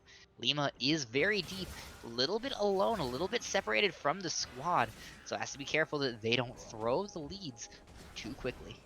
But this is a distraction. Victor's back on the bot side of the map, doing a good job getting control of the wave. And frankly, No Name, while they are very good at just wave clearing, is not really doing what we want out of an Aurelion Soul 26 minutes into the game. I haven't seen the damage. I haven't really seen the pressure. Conduit Boilers have not been presenting a united front. Yeah, and No Name is unfortunately in a much deeper hole than it appears because they are currently what technically qualifies as 4 items down. The Magi's Soul Stealer at that 10 stack point really becomes a proper full item in its own right. So well, No Name now completing the Rylai's finally, it only has the capacity to get worse as Timson stacks up that Magi's as they go back and complete their last item. So No Name is going to continue being the less valuable mage unless they can find that same beautiful layering that they did in the Baron fight. Yeah, it's really not up to No Name at this point, though. Five Guys One King have to throw if Conduit Boilers are able to get a good fight under them. And so far, patience has really been paying off. Ooh. 5G1K hasn't lost a member for quite a while now, ever since they got that soul. And frankly, that was a worthy sacrifice in that team fight. Yeah, that chunk onto Loco Kids was disgusting, Nyarko. Just 2 Prey Seekers was enough to take the Xayah down under half health. And when you can take someone that low before a fight starts in earnest, it's a real disaster. Glada now caught in trouble, will go down to KTL. It's not going to be the straw that breaks the camel's back, but it's definitely going to make this Baron very free for 5G1K. Yeah, I think that this might actually be backbreaking. Now we get a Baron over to 5G1K without all that pesky stealing business to be had. Gold gap already pretty big. It's only going to get worse from here, particularly because out of these two teams, 5G1K is the one that has proven time and time again that they're actually good at using the Baron buff. That being said, Jessica Timpson will die before they can access the purple suit. Yeah, that is a doubly unfortunate shutdown, of course, because of the fact that they had the Magi's. So that's 50 AP down the drain until you can get about 3 kills to stack that back up. That's a lot of effective gold that will not be available, on top of not having the Baron buff on your strongest member. A little bit of a misposition, and this has been a common problem with this mid laner of 5G1K. A little bit too far forward, a little bit disrespectful of the capabilities of the enemy team, and paying for it time and time again. Well, this Baron buff's still going to be very powerful. Jessica Timpson can no longer go on the split push, but frankly, I don't think that Victor should be doing that anyway. Even with the teleport available, you got Tucci on the Olaf to be able to start pressuring these side lanes, and they're probably going to be able to get out. There's really not a whole lot of ways to disrupt a Ragnaroked up Olaf with the Ghost and Flash available. We only have a minute and a half left before the Elder Dragon spawns as well, Alls, and that could just be the defining fight of this game. Yeah, this Conduit squad does have a small window here where 5G1K is resetting. I would have liked to see them push further in to that bot river, try and get some vision down. Instead, they're playing this very passively, very slowly, and that's going to leave them deep on the back foot when it comes to fighting for this Elder. What I'm worried about is that this is going to be the classic don't even need the Elder because there's something to fight over 5G 1K, given the fact that they have that push priority as well. It's going to set up in a bush. They're going to blow up Blue Squad, and Conduit Boiler is going to have lights out. So far, things looking so much more controlled. Red Squad had that one hiccup in losing the Baron Nashor buff, but it did feed right into the weaknesses we've elucidated from Conduit Boilers in kind, right? Where they haven't been able to make the most out of those kinds of plays. Yeah, it's, again, just been the mistakes in Uh-oh. planning and execution. Limo might be a little bit caught out here, getting burned down very rapidly, forced to go into the Emerald Trespass very early. Yeah, but it seems to be working, and look at the control that KTL is exerting onto the backline, and now Lima is unleashed to once again play Assassin. No name split for the rest of the team, and the Kane even walks off the tower shots. That's the end of the game. 5 guys, 1 king, bring the series back, and even with the E-sub, they will remain triumphant. Good grief, Nyarko. That definitely felt like a fight the Conduit should have been able to take. They might just take out Zork here to add insult to injury. The clean ace achieved. 5 for 0, 21 to 11. It took them 3 games, but the mid-game jitters have finally been properly shaken off. Only one bad fight to make this game be imperfect from this 5G1K squad. Good on them for finally showing us what they have the potential to do. Also, if we see those kinds of games throughout the rest of the season, I will be much more comfortable in saying that they have a shot at playoffs. Right now, though, there's plenty to develop. There's plenty to go back to the drawing board and watch upon. Yeah, absolutely. There are still definitely points for improvement. The mid laner getting caught out, overextending, not having enough vision. The jungler being a little bit over aggressive, not making the best use of the advantages that they are getting early. The fact that PKL is just occasionally not playing up to their abilities, not respecting what the enemy team can do. These are things that can be fixed in short periods of time and things that they will need to fix if they want to go deep into the playoffs. But Nyarko, look at that damage chart and tell me that this was a fair game. Yeah, it wasn't really. Jessica Timpson, for all their belligerence that has occasionally caught up to them throughout the course of the series, shows what they could do when they play aggro on that Victor. They managed to put that Aurelion Soul into the dirt basically 15 minutes into this one, and then things just got better from them from there. So, congratulations once again to 5 Guys 1 King for walking away with the victory at the end of this all. But I think it's about time that we throw it over to the end. Thank you, everybody, for tuning into this week of the BOL Platinum Division. Super excited to watch even more of this as we have so many developing storylines. Now, 5 Guys 1 King is on my roster of teams to watch. Not necessarily for, winning the whole thing, but just because it's so fun to see them go at it and what wild plays are going to decide to do.